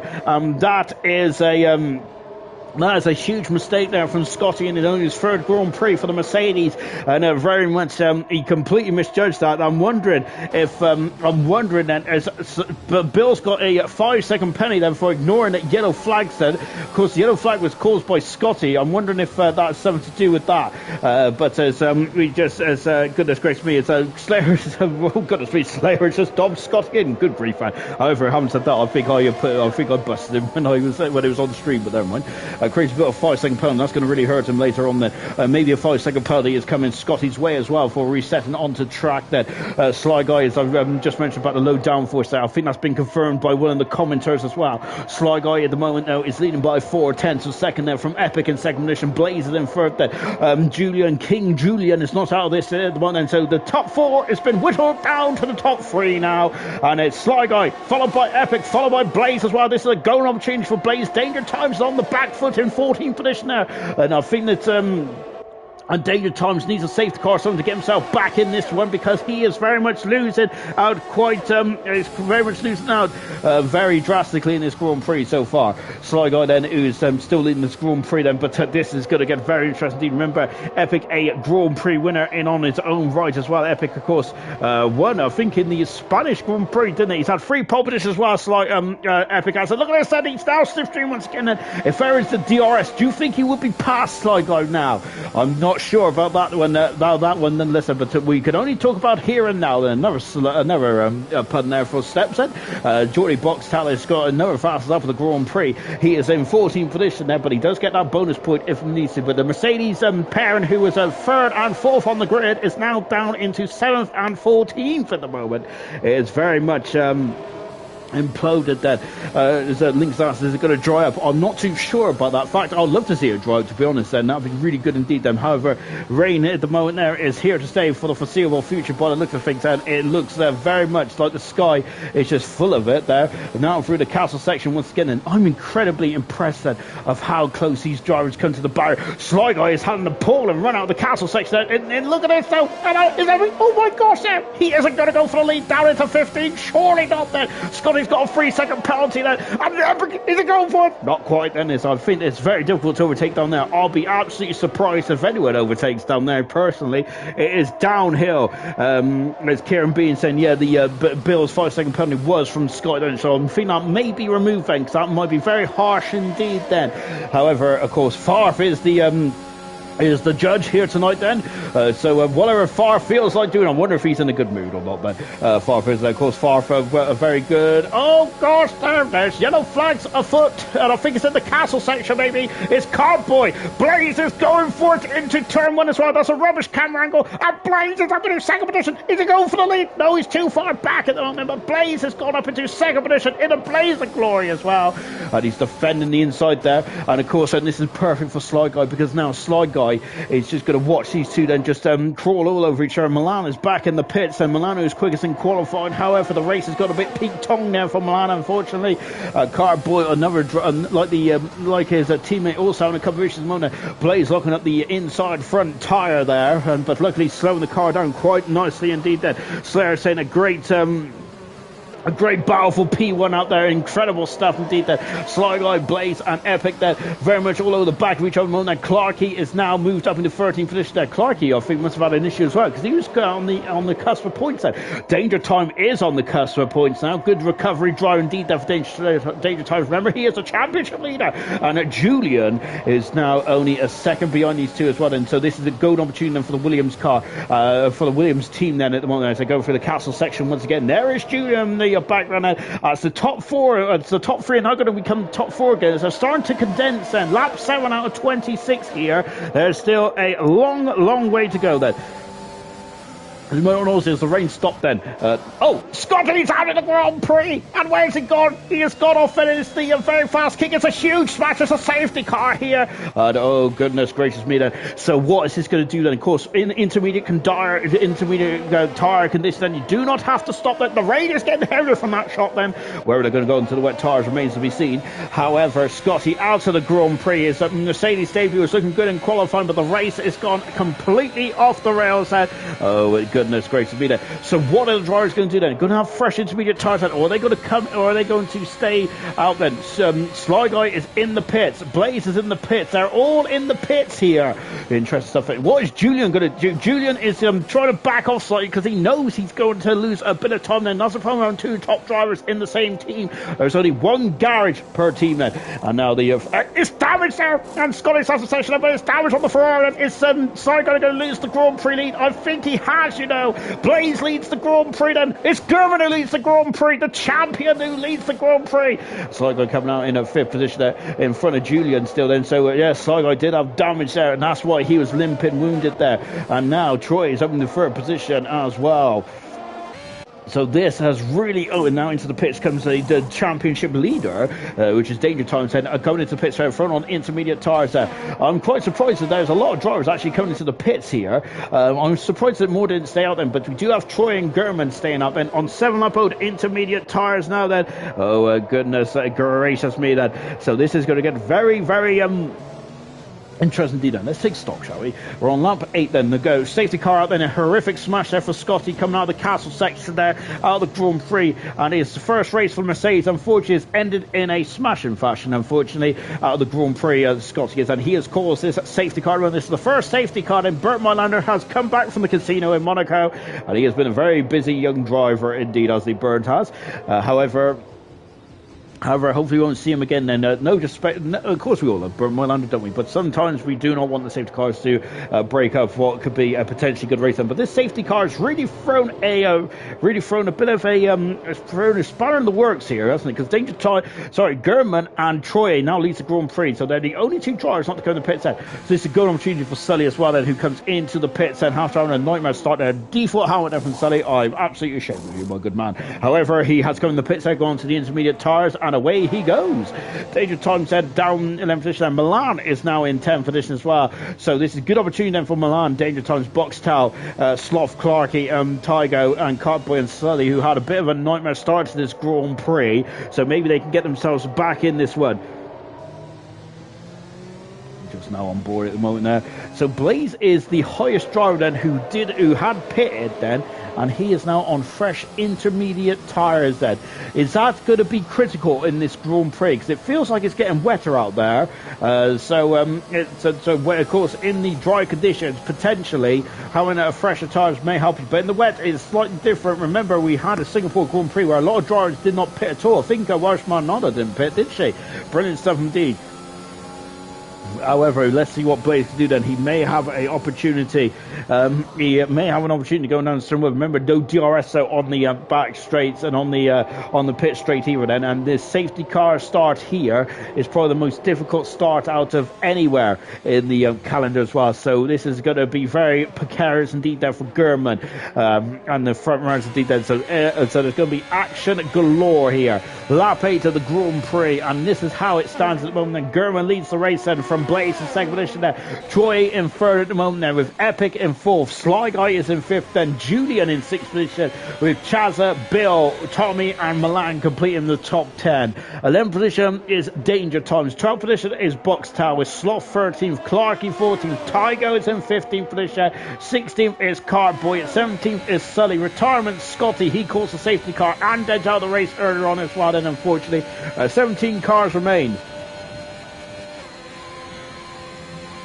17 cars remain out of the 19 that started then. We're on lap 9 of the Grand Prix, hopefully the last lap of the safety car, and we'll be And we'll be back racing once again on lap 10 then. We're only at half distance here in this Grand Prix just yet. The rain doesn't look like it's going away anytime soon, is it there? So golden opportunities. Now remember, German and Troy, they have not pitted. However, they do not need to come to the pit set. It is, of course, that rule is only applied in dry weather conditions then, or when you use any type of the wet tyre, whether that's the intermediate or the wet tyre. Otherwise, normally in the dry race, you have to use two types of compounded tyres, whether that's the soft and medium and the hard, the soft and the hard, or vice versa, and all that kind of jazz.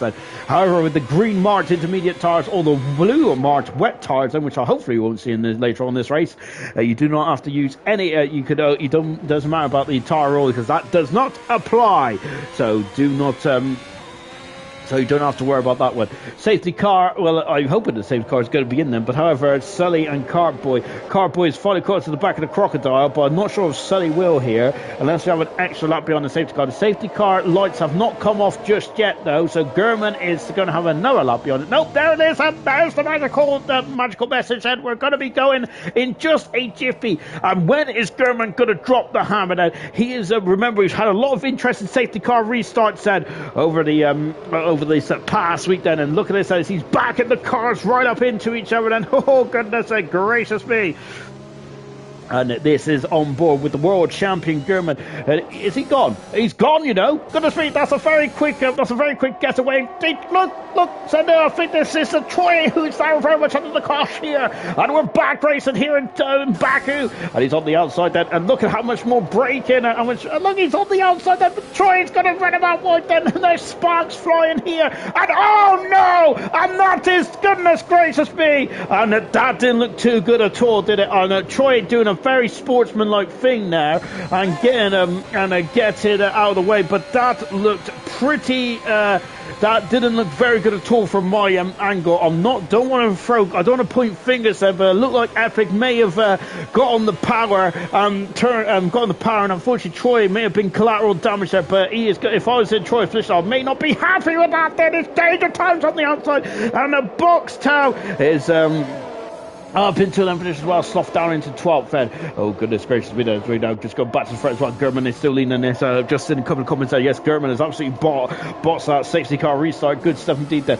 Troy is dropped down to the back of the field. That yellow flag that is Troy then, who is crawling back, and what a shame for Troy then, because he is the only two drivers that didn't come in the pits there, and that was German and Troy. German is now very much under the cosh now, isn't he, from Blaze, and the gap is a second in between Blaze and Epic at the moment then. My golly gosh then. And now going down into 15 then. German's gone. He's in the wall. Oh no, he's in the wall, you know. And Blaze takes the lead. German's got damage surely, because that's a clout and a half there. And it's not Cavonia out of the final turn then. And German is going to be under major peril now, isn't he? And let's see though, because German, it doesn't look like he's got damage from that angle. My goodness me, I gotta say, they make him strong in Milton Keynes, don't they? But here he comes out for German, and look, Blaze knows it. He can sense the champion is coming. You know, Blaze is going to have to defend here, but German is using all the oomph in that Honda power car, and he's going to go on the inside. He's going for it. Not quite then. That was very dramatic for not much happening there. Milan at the inside of young Tommy there, and Milan, that's a great maneuver there from Milan. I thought there's going to be a clout there on the front of young Tommy then, but a great maneuver. Danger Times now wants to get past as well. Young Tommy's had a great run now out of turn number 2. Then look at this, right underneath the rear wing now, and looking Milan then. I've got rubbish camera angles here. That's better, but young Tommy thinks better. Only on lap 11, goodness me. We've had a lot of action, and Troy finally makes it back to the pits. There's a long lap this one is, and that was quite a painful lap as well for Troy. He is going to be absolutely furious with that then, isn't he? And that's absolutely disappointing stuff indeed then for Troy, isn't he? And he comes out of the pits now, and Blaze leads, and German is now a second back then. Has he got damage, or is that just the tyres and the life of tyre then, which is 10 laps then? Epic in third position, and this is a golden opportunity for Epic then. 3-second penalty then for Tygo as well. Only one penalty in this field so far. Magnificent stuff indeed. Unfortunately, we had a 5-second penalty earlier on for someone, and I can't remember who. Was it Crazy Bill? He's had that 5-second penalty served now, so he won't be able to remove it then, which was German. He's struggling there at turn 15. ridiculously. I keep lifting my buttocks off of the sofa here because I think he's going into the barrier out of turn 16. Look at those brake discs glowing now. It's incredible stuff indeed. They're hot as fire, almost as hot as the action on track here tonight. Then lap 11 out of 26 here in tonight's Grand Prix. German, oh my goodness me, I thought he was gone then for German. That's incredible car control there, but he is now going to be my goodness me, that's a lot of weaving now for German, isn't it? Of course, remember Halvorsen got towed off in 2011 for doing that in the Malaysian Grand Prix, where he was trying to defend from Petrov, wasn't it, in the Renault. Sly Guy, where's he come from? He's up the inside. I was thinking about the weaving and I completely forgot about Sly Guy. How dare I? He is back up in the front position, but Epic's up the inside. Oh, that's going to be tight. It is tight, but Epic is back through it up into third position there. Sly Guy down into fourth position as well then, and look at this, and Sly Guy is now going under the rear wing as well then. He wants the inside there. Epic is less than just about Ferrari's width then, and he's locking up both front tires. Sly Guy has he feel? Oh my goodness me, how are they racing in this conditions on Baku, and they have not come together, and that's magnificent racing from both drivers there. Absolutely, they're top of their class, top of their craft, aren't they? This is magnificent stuff indeed. And now Sly Guy is going to have the outside because it's going to be Epic on the inside, but that's incredible stuff, and Sly Guy has made it work. Incredible driving from both drivers there, Epic and Sly Guy. I tip my toupee off to you there. That is magnificent stuff indeed there. Absolutely brilliant stuff. On board now with Epic then. We're lap 12 out of 26 here in this Grand Prix, and Epic just dropping back slightly then as we're just watching Julian who's dropped back as well. Clarkey, who has a 3-second penalty unfortunately for his shot as well. Milan, who's trying to come back through the field as well. Blaze has got a 2.5 second lead over German now, as he is going to be loving up. Look at Milan has found a lot of time now of 15, and then Bill is going to be under pressure, but Milan thought better of it and dropped back ever so slightly. German there, who is still in front of him. And Epic is struggling. Has Epic got damage then? We haven't seen it on the stream, have we, so far? As Clarkey has now moved himself up into 12th position as well. Just watching, I don't know what I'm watching there. I think we need to be watching Milan, don't we? And there is Milan then, and look at that, so 200 miles an hour then, and he is touching 201 miles an hour before going. Oh my goodness me, he's done it on the inside. He has, but crazy Bill. Oh my word then, and there's Mercedes in the background as well. Boxtown and Sir Tommy, young Tommy, that's good. Oh my goodness me, that was almost a carbon copy of the Force India crash between Ocon and Perez a couple of years ago. And Crazy Bill's not going to defend now from Danger Thompson. Danger Thompson trying to come back through the field after his early race skirmish then, and he is now into 8th position, and this is great driving from Danger Thompson, just trying to pick and choose his battles here.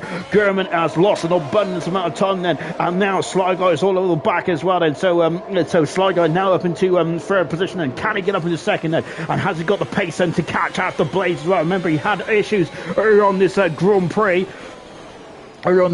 when he had damage there, but as Troy set the fast out of the race then, he is very much a very distant 17th position moment after issues between himself and Epic there at the safety car restart, unfortunately, and it didn't look too good then, but we did not see a clear version of it. And my goodness me, is Danger Thompson got past Milan in the castle section? Good gracious me, then Danger Thompson throwing caution to the wind.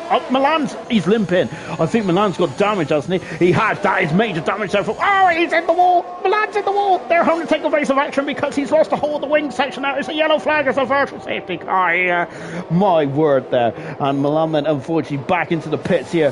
Virtual safety car means they have to nullify the race here then. So in theory, the race is just neutralised and whilst they get themselves, whilst the marshals come in and clear up the track then. However, there's a beautiful bit of space there between Clarkey and Sully, so they may be able to get this race back underway in the not too distant future. German at half distance then is not coming into the pits, and he fooled me. Goodness gracious me, he didn't fool any of the drivers behind him, but he certainly fooled me. So the virtual safety car is still out at the moment. Oh, Sly Guy, I think it's just gone to the back of him. He's gone to the back. It's a 5-second penalty. German and Sly Guy have just come to blows then, and oh no, I'm wondering if German is looking at his doubter then and have misjudged it then, and whatever the case may be, Sly Guy's got a 5-second penalty which could be removed then, but he's furious. But what can't be removed then? Is it he cannot have his wing changed then? And that is a major problem then for Sly Guy, isn't it? Goodness gracious me. Oh, this is going to be there's going to be a lot of action after this race in the driver's room. It's not good with the cool down room, I don't think, after this one, is it? Good gracious me.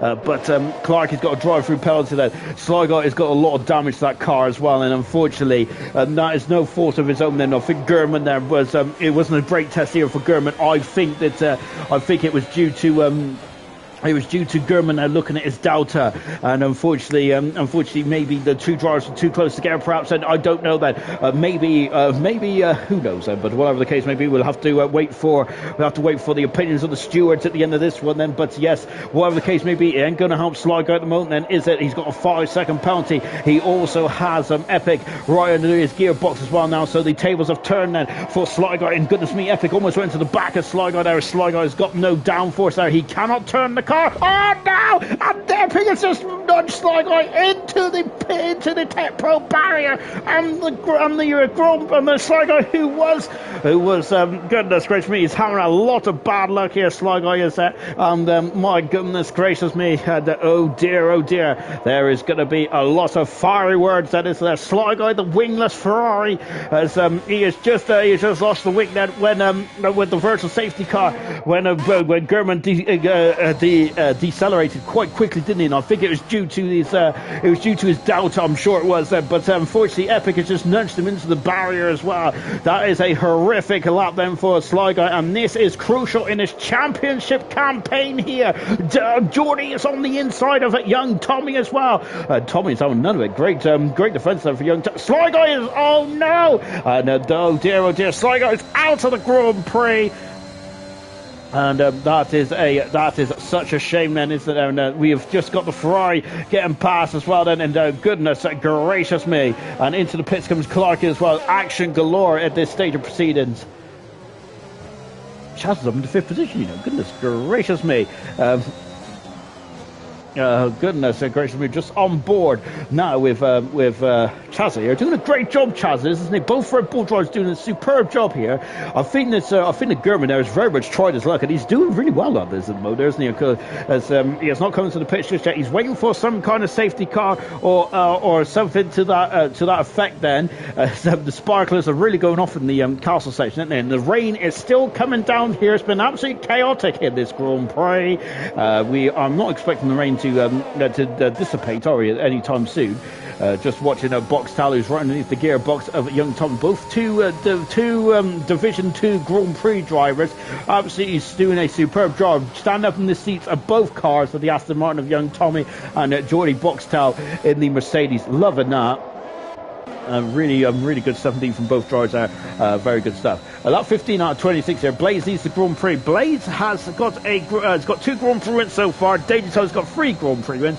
Blaze's last Grand Prix win was back in the Saudi Arabia Grand Prix, which is the fastest street circuit. It took over the crown from Baku, didn't it, when it was incepted onto the calendar last season. And of course, I think so. Blaze really enjoys these kind of circuits, doesn't he? Epic now back up in the 3rd position then. He is 6 tenths a second away from Gurman at the moment. Gurman is really helping Blaze at this stage. Just to me, McLaren's 6th Grand Prix win in 9 events in Division 1 so far, which is pretty impressive stuff indeed. Milan then. Fair play to Milan though. I think he's had a horrific Grand Prix. He is still going then. And his box top got a look then. He was, oh my god, I can't believe he looked at both front tyres out and he somehow slowed the car down. Magnificent stuff indeed. Absolutely beautiful. Let's laugh back into the pits then. I think that was an unscheduled stop here. Blaze then, who was probably enjoyed himself, I don't know. Danger Times, unbeknownst to me, is now back up into 6th position. As well. This is good opportunity then for Danger Times. Another damage limitation Grand Prix as Gurman now really struggling, isn't there, with those tyres. He's done a majority of the Grand Prix. He's waiting for some kind of safety car, I think, or something along those lines there to come into the pits then. However, at this at this moment. Just back on board once again. Epic then, as we're dropping down into turn 15. German, I thought he was going to the wall then as I look back up. Goodness gracious me. Box Towel, who's quite close to the back of it. Tommy! No, oh my gosh, Sarah, how do they slow these cars down lap after lap? Time after time is beyond me. Blaze has now got a 6.1 second advantage over German in second position there. This is great to see German back up there. Remember, German was really good in that Saudi Arabia as well. Potentially could be on the podium. Potentially could have chased Blaze down in the final stage of that Grand Prix. However, he made a mistake, didn't he? I think at turn 13, wasn't it, or something like that? I can't remember what turn it was precisely, but he was out of the Grand Prix. An unfortunate characteristic error from German, who is usually very much doesn't make mistakes like that, does he? But it's a new ball game now in hyperdrive. As we've got young Tommy, who is just in front of Box Tal at the moment. Box Tal cannot get past her. Remember, no DRS in this Grand Prix thing because of the wet weather conditions. There's 10 laps to go in this race, and Blaze is leading by almost 6 seconds still. We have got Epic, Epic still can't get past him. And what about this pass? Oh, and Johnny has got into the back of Tommy, and somehow Tommy has kept it stay at a very good driving for both drivers. I'm not sure if Box Tower has got damage or not. Good comeback drive though from Box Tower. I have to say, good stuff indeed. And same with Tiger as well. Unfortunately, Tiger does have penalties along with Sloth and Clark. That could cost them points here in this race later on.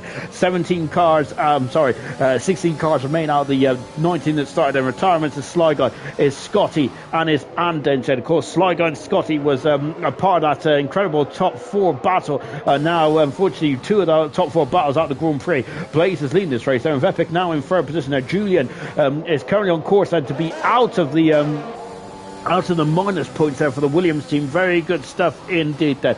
As KD has been told off for using a bit of profanity in the commentary. Oh, damn it, who is defending quite heavily into turn 16. My goodness me, coming across there. Very much of a Verstappen-esque maneuver there back in his early career, wasn't it, for German? Good grief. Of course, I think that Raikkonen had a lot to say about that in his early career, didn't he? But goodness gracious me, I think Epic might have a lot to say about that as well there. But my goodness me, German there is, of course, defending for all he's worth, and once again he's weaving to break this slipstream there, and of course German there, but look at this, you can see Epic coming. Epic is going to send it, is he? No, he's just not close enough, is he? German has got a very slippery car down that back straight. Crazy Bill has got a 3-second penalty as well, as we've just got Box Towel and Tommy still cannot decide who has got 8th and who has got 9th here. Fantastic driving for both here. Good stuff indeed then. Back to the battle for 2nd, 3rd, 4th, 5th, and danger times. Just a slight way behind him. And German doing a magnificent job though. So he's really. He is really very much absorbing all the pressure. Doing a fantastic job indeed then.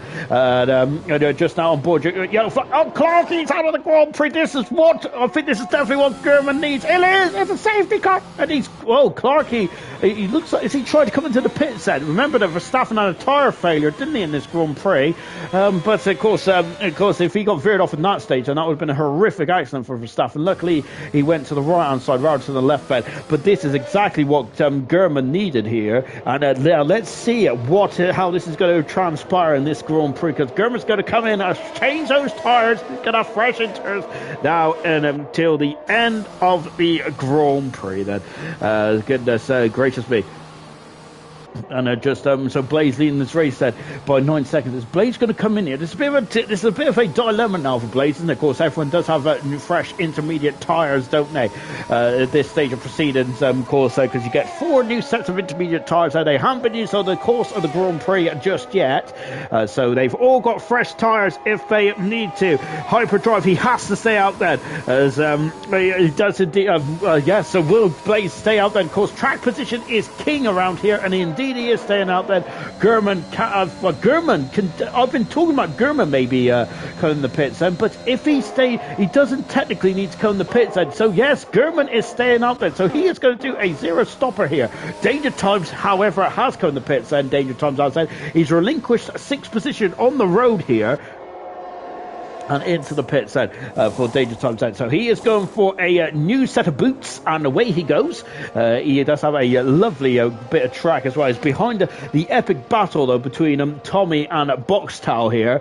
I don't think that anyone's told Danger Times how hotly contested that battle for 7th is. So Milan is now back up into 10th position, and Milan has had a very adventurous Grand Prix, but he's still, oh my gosh, Tiger sparking his way out of the pit lane there. However, Ferrari got their arrows the wrong way around there. Luckily Tiger's got the more common sense of the Ferrari team out there. Goodness gracious me. So, yeah, not literally Danger Times is pitted then. Tiger's pitted as well. No one else has pitted at this stage of proceedings then. So there's me thinking that Gurman's going to definitely come in then. But really, that's just put me into the... put me in my place, hasn't it? So we do have Danger Times now fresh intermediate tires, and of course he's the championship leader. He has given up 6th position though on the road for those new set of intermediate tires. And is that going to be crucial? Is that going to be able to propel himself past a couple of cars here tonight? Then we'll find out later on. Blaze is leading this race, and he's got 8 lap younger tires than Gurman at the moment there. Epic is in 3rd position there with Julian in 4th position. It's a great drive for Julian. This is best drive of his career so far for Julian, and hats off to him as well. Same with Chaz. He's doing a superb job here tonight, and this is the old Chaz, isn't it? Very much carbureted like them. Gurman and Chaz are doing a great job for the Red Bull team tonight, and are very much elevating themselves. So of course driver of the day will be out momentarily as well, so keep your comments coming in, guys. Who do you think is going to be driver of the day? Let's just take a look to see what has occurred in this race so far. Gurman's up 12 positions, young Tommy up 11 position as well. Great drives from both those drivers. And Blaze is up 7 positions. Remember that McLaren had a horrific qualifying session, and Blaze has found himself very much at the summit of this Grand Prix. So I would definitely not. I'll definitely not rule out any of the McLarens for driver of the day. Julian, driver of the day as well. He's had a horrific season so far, Julian has, but he's really standing up in the seat of that Williams car. Great stuff indeed then. But in terms of the penalties so far, then whilst he's got a slight bit of relaxation in this Grand Prix, crazy bill 3 seconds. That could cost him a couple of positions then. Depends on how condensed this Grand Prix becomes then. Tygo 3 seconds as well. Sloth also 3 seconds. No one else has got 3 seconds at the moment. 4 retirements in this Grand Prix on lap 20 out of on lap 20 out of 26 here in this Grand Prix then. As goodness gracious me then, we've got I'm not sure if you guys are talking about hard or something else then. Kez is saying that Gurman's my driver today then. Hold your stuff, Gurman is saying, and of course I'm not going to say the exact word then. Of course, because profanity is very much frowned upon, mainly because I'll probably get a clip around the ear from my nephew if I ever said that. Of course, I hope, yes, indeed, he loves. I'm not sure if he loves Formula 1 or not, or if he just loves it when I go high pitch. I'm not too sure. But however, there's a bit of a beauty parlour across the road. They're fantastic stuff indeed. I might have to go across there at the end of this one there, get me eyebrows done, because at the moment they're quite thick, a bit like the person as well. Then.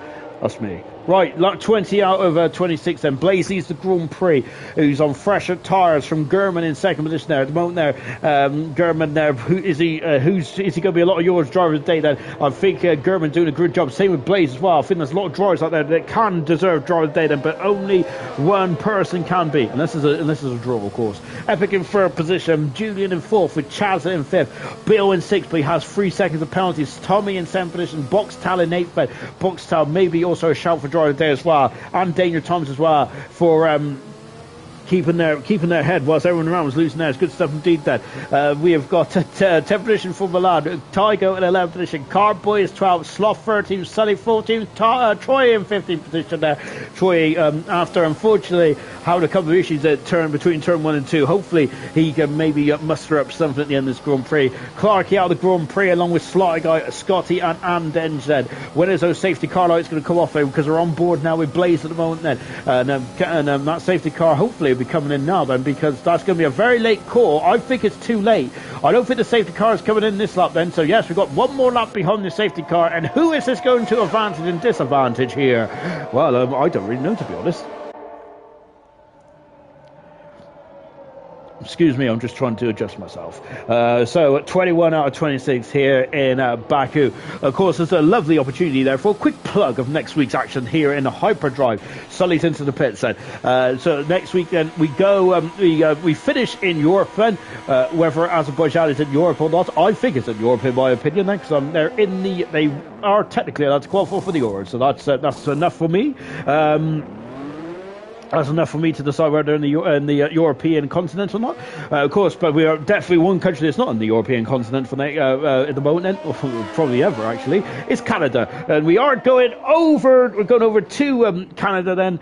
Is it over the Atlantic? I think it is as well. Sully almost had a cave of cropper there. As we go to the Canadian Grand Prix, then of course that's a historic Grand Prix circuit. Gilles Villeneuve, then one of the all-time legends of Formula One. Then one of the best drivers not to win a world championship potentially. Then he was ridiculously quick and very much courageous as well.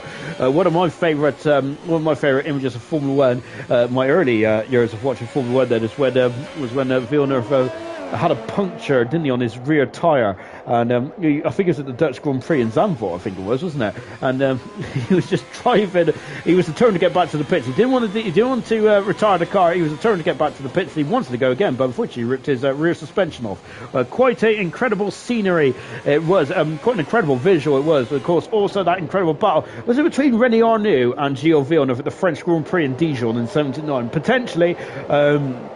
If everyone wants close racing, watch the Renault and the Ferrari go head to head. Fantastic stuff indeed. One of the best battles you will ever see. That the final 3 laps or something. I think didn't Jabouille won or something like that. It was a Renault 1-2 in the end, wasn't it? Or did I can't remember if Villeneuve got past him. It was fantastic spectacle indeed. KD and Kez is not a fan of the old Canadian Nosey, who trying to give Kez a bit of support there on Canada. As we got Ariel loving Canada as well. Love the track, hate the penalties. But Canada may love me, but I don't like Canada. Right, so I've been waffling away. Let's get back on with the action, shall we? So we've now got 5 laps to go in this Azerbaijan Grand Prix. I have missed whether the safety car is coming in this lap. I assume it is because Blaze is backing up, and Gurman has got. I wonder if Gurman's trying to do a good old slingshot here and trying to catch Blaze unaware here. Remember that Gurman is not pitted in this race at all. And Slayer is asking if the safety car is ever going to come in. Well, I think it's coming now. And now we're back racing then for one final time, hopefully, here in Baku. And here we go. And we're down into turn 1 then. And but Gurman has done a good opportunity. Like Chaza is a crazy building. Chaza now fighting for 5th and 6th position here. And we've got young Tommy is now, I think, box 1, young Tommy, have they finally sorted their differences out? Oh no, because Tommy is in the wall. Oh goodness me. Tommy does a clout and a half, unfortunately. And I think the Tommy there has got damage. Danger Tom said new set of intermediate tyres there. As that Gambler's coming in the pits, they're going to pay off. Oh my gosh, look at me stabbing on the brake pedal. And Tommy's being held out to dry there. I think you'd like to be dry at the end of this one there, because they're all probably saturated with the weather, and also probably sweat as well at the end of this one, because it's an incredible, highly intense fought Grand Prix here tonight. And Tygo, can he get up in 10th position as well? Box Towel, and now we got Crazy Bill, who's of course got a 3-second penalty for his trouble, so that could cost him some major points here tonight then. But he is defending that handover fist as well. Danger Time's back down in for this as well. Tommy is struggling, and he is being hung out to dry here. I think he's got damage surely. Both Aston Martins, who had a horrific qualifying, is now all of a sudden unfortunately having a horrific race as well. Tommy dropping right down to the back of the field. Gurman, who's done such a superb job on those tyres, and fantastic stuff indeed then. My goodness gracious me. On board now with Epic then. It's a draw of the day. Is a draw then Gurman and Julian. Between Julian and Gurman, you decide. Oh, that's a tough one, isn't it? Goodness me. Can I? Am I allowed to decide after the race? Goodness gracious me. At this moment in time, we'll have a look at that in just a minute. 100% Gurman. He's not even pitted, and he's holding everyone off. I think that is definitely true. Yeah, Gurman's draw of the day, but Julian a very deserved second place, because he's done a supreme job as well. Julian has some fantastic stuff there. Box Towers now. Oh goodness me! And look at this, and he's going now right underneath the rear wing, going down into turn 1 then, and then Box Tower's going this way and that way. He's up the inside. Is that track position? No, it's not, because Bill is just broke so much later, and Still in sixth. Oh, is he gone wide then? He's going to lose momentum now. He's got on the curve then. He wasn't going to be able to get on the accelerator. And Box Towers a turn to get past. This is hurting Danger Times as well, you know. But these two, oh my gosh, oh goodness me, this is a recipe for disaster. I think that, oh goodness me, and Box Town comes out the last minute and he's on the inside and he passes the Alpine car. And now Danger Times on the outside as well. And I think that's Danger Times. He's in the wall. He ended the wall. How is he staying out of the wall? It's beyond me. And now we got Milan also in there as well. Oh goodness gracious me, I've lost where I am. Milan is at the inside now. There he is. He forces Bill off the racing line, and Milan is through. And Crazy Bill's down to line position there. Oh gosh now. Oh my word, I've got a hernia, I think, and I've got cramp in my back as well. Goodness me, this is too much for me. You've got Tygo now into 11th position. Now Slotfish dropped down into 13th position. Oh god, they ain't going to go sorry for the castle. Someone's got to bail out, surely. No, not bailing out. There's too much pride at stake then. Goodness gracious me. And somehow they've got through. I have no idea how in that one. That was absolutely incredible indeed. And now German back with this battle here between German and Epic. This has been a great battle. Blaze Air is now pulling away again. 1.24 seconds. Danger Times now in the 7th position now. But Danger Times would need to get past Box Style as quickly as possible. He needs to make up as many positions as possible at this stage of proceedings. And Chaz has got a 2.5 second gap. German is at the wall. Oh, he was going very wide there. I think German's in the wall. Oh no. And the driver of the day has had a major issue then. I'm not sure if he clouted the wall or if he just went really wide there, but he's going for it still there because look at this. Oh my gosh, he's almost in the ball, and now German's on the inside then. He is going to have to brake so much later. He does, you know, there's contact then, but Epic goes on the outside, and German is absolutely incredible. Fantastic stuff there for German. Really well done. How did he slow the car down is beyond me, and he is showing the class that he showed in the last season as well. That's absolutely phenomenal driving there for German.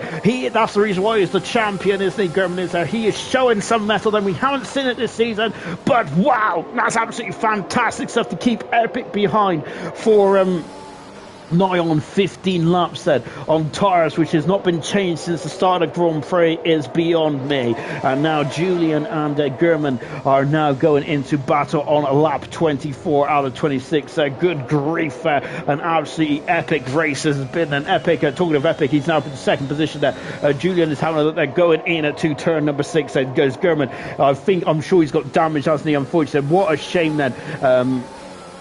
What a shame, because saying that his tyres must be awful, German is. But German has only got 3 laps to go, but can he hold on? Can I hold on? Oh my gosh, look at this conga line now. As Julian has got a swap on, and that's going to allow Chazza through. It has, and he's on the outside. Look right. Oh my god, that's contact. He's in the wall. Oh my goodness me. It's a humongous smash, and down the race goes Julian. No. And that's horrific stuff indeed. And I think I have also lost my voice box. Troy's in the wall. He is out of the Grand Prix. This is chaos at the end of this race there. And this has completely changed the dynamic of this Grand Prix. This is absolutely incredible. Chaz has got up in a fair position now. German down to 4th. Danger Time said German has been put in danger time. Down in a 5th position, 4th position. There he comes, and there he goes. Box tail out of the race. He had nowhere to go. Julian, goodness me, that man cannot buy any luck whatsoever. Oh gosh, there, absolutely mega stuff.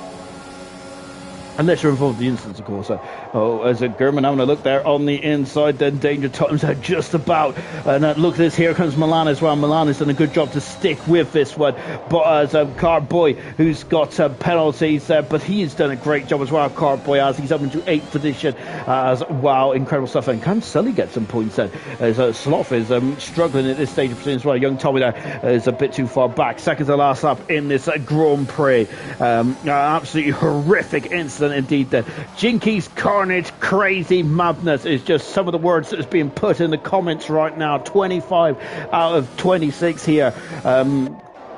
German, I'm wondering if he just pushed those tyres too much there. Julian, oh my goodness me, he was contender for driver of the day, and he deserved more than that, didn't he? But it just got a bit too much in the fast section there. I'm wondering if the drivers should have potentially stepped back potentially and just fought going down to the start finish straight into turn 1. But these are drivers, aren't they? Of course they've got to go on they're going on their wits end around here, aren't they? Of course. So yeah, it's very difficult. German there, Chazza up into 3rd position now. That would be his first podium of his season here. Mega stuff indeed. And Tygo also, who's been really Tygo's very much been feeling a bit of the brunt here. Danger Times has now gone from has gone to full position as well, and German is struggling now, isn't he? He does have the drive run does have penalties though, so we'll see how this one goes then. But yeah, a lot of drivers saying how difficult it is, and the likes of Keza and Co. Then my goodness gracious me, absolutely. Oh, and German there, of course, there he is not obliged to get out of the way, is he? Then look at this, and so now using the urge deployment once again. Then German is falling, unfortunately, quite quickly now down the order, unfortunately. But and look at this, Carboy is going up the inside. Where's the better? There's a better camera angle. He's going through a person. Is Carboy going for German? Somehow repulsive, but German's gone wide, and oh no! And somehow he keeps it on the road. Then German's dropped down into ninth position there. Sloth in the pits then. So we've got yellow flags out there as well. It's I'm not sure what it's for. Milan and, oh goodness me, Milan and Danger Times. There's a bit of history there, isn't there? Goodness gracious me. But Milan and Danger Times quite close. Well, Danger Times is fighting for a championship this season. Then Cartboy dropping down to same position there. German in ninth on the final lap as well. What a shame then. Here comes Blaze and a second and a half then. My goodness gracious me. And absolutely yellow flag in sector 1, and young Tommy then I think has had a couple of issues then.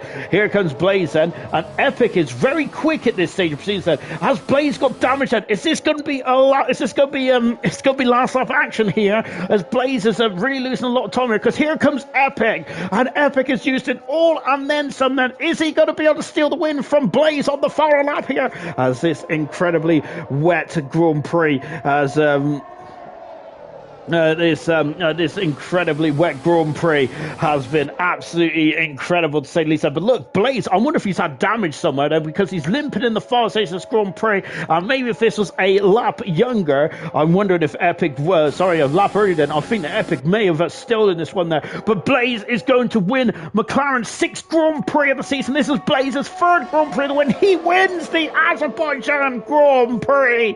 What an incredible race that was there. A very damp Baku Grand Prix indeed then. But Blaze, that's his 3rd win of the season. That's McLaren's 6th win of the season in Division 1 there. In 9 Grand Prix, McLaren have won 6 of them. Danger Times has come through to finish 4th as well. And the point swing is only 12 points then. So that is crucial in the World Championship. I think German comes home in 10th position there. But I think what a shame. And German was a lap or two shy of making that strategy. Well, probably 3 laps shy of making that strategy work to absolute perfection there. And we got a great battle between Sloth and Sir Tommy here for the final point. Well, it's not the final point, it's just about pride here between Sloth and Tommy. And I think that Sloth may have this one, or does he? I think that Tommy is struggling there. Oh, but look at that then. Tommy is using a bit of urge deployment. Sloth has got he's got deployment, but he's not using it now. Look at this, it's going to be wheel to wheel, going to the final, going over across lines. Tommy got 11 finish there, and he does, just about, and I think there are penalties very a bit involved in that one as well, but unfortunately I don't think either of those drivers get any points for that, but an incredible end there. Fantastic indeed. Thank you very much to new followers there. Wilson the Great then, new follower, very good stuff indeed then. I'm sure it's in someone else as well. MRC 316, welcome as well. Thank you very much for the follow. I'm sure it's in someone else as well. I apologise if I missed out there. I apologise profusely on that one, because that is absolutely shameful behaviour by me. As I'm trying not to touch the back of my sofa, because my back is absolutely saturated, which I'm sure everyone wanted to hear about that.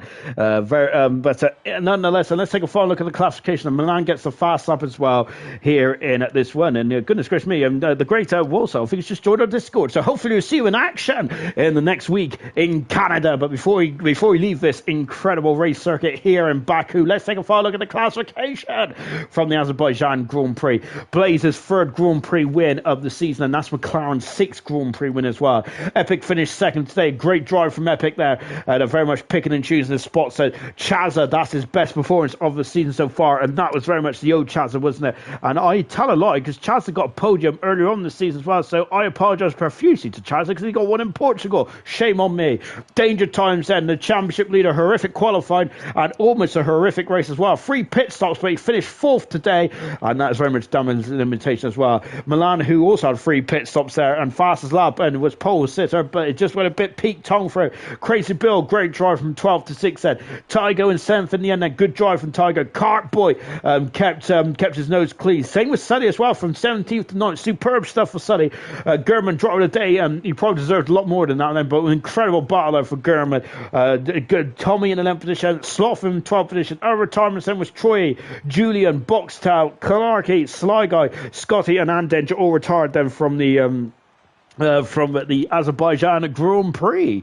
I didn't see who jumped in the commentary box then. So we're going to go from third to first then, and then if Blaze is in here, then it won't look so silly. Chazza, an incredible win today.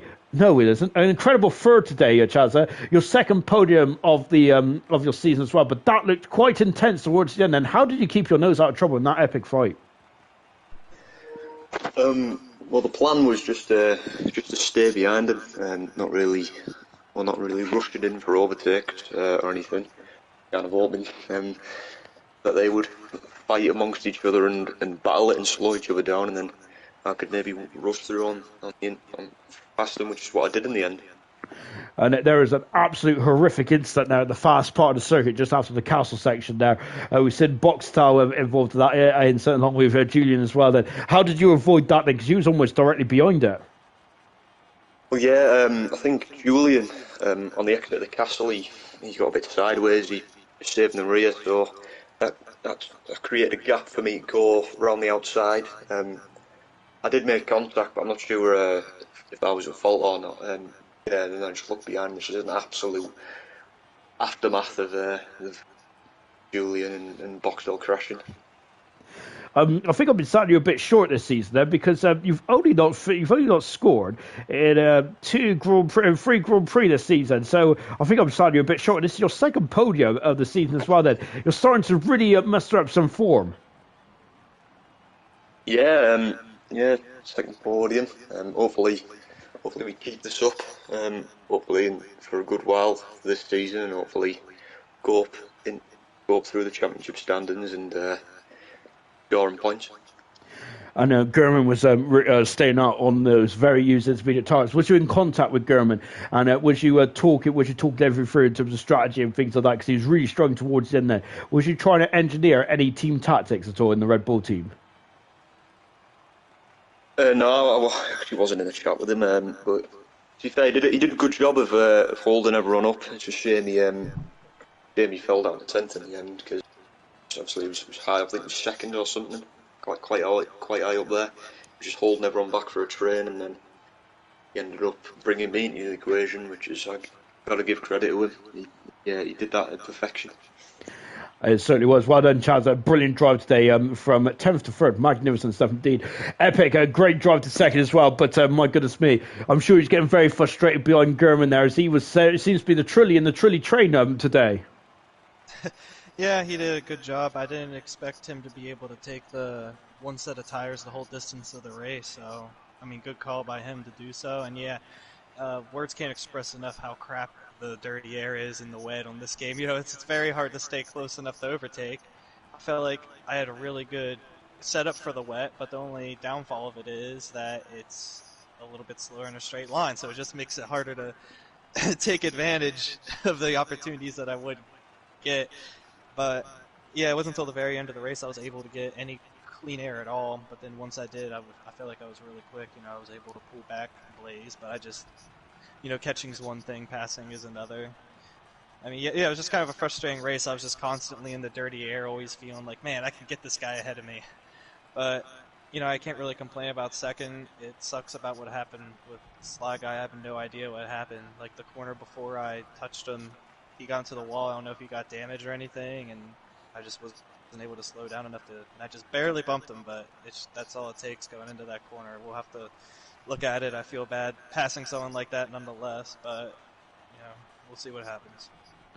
And of course, you also got second as well today, which is going to help you in the championship as well. Those McLarens do seem unstoppable. How are you approaching this then with McLarens on such fine vettle at the moment? Honestly, I don't focus on anyone other than myself going into the week. I know how good I am. I know what my potential is, and I just try to play to the best of my own potential, and we'll see where that lines up. Whether I'm first, fifth, 10th, who knows? I just try to do my best each week.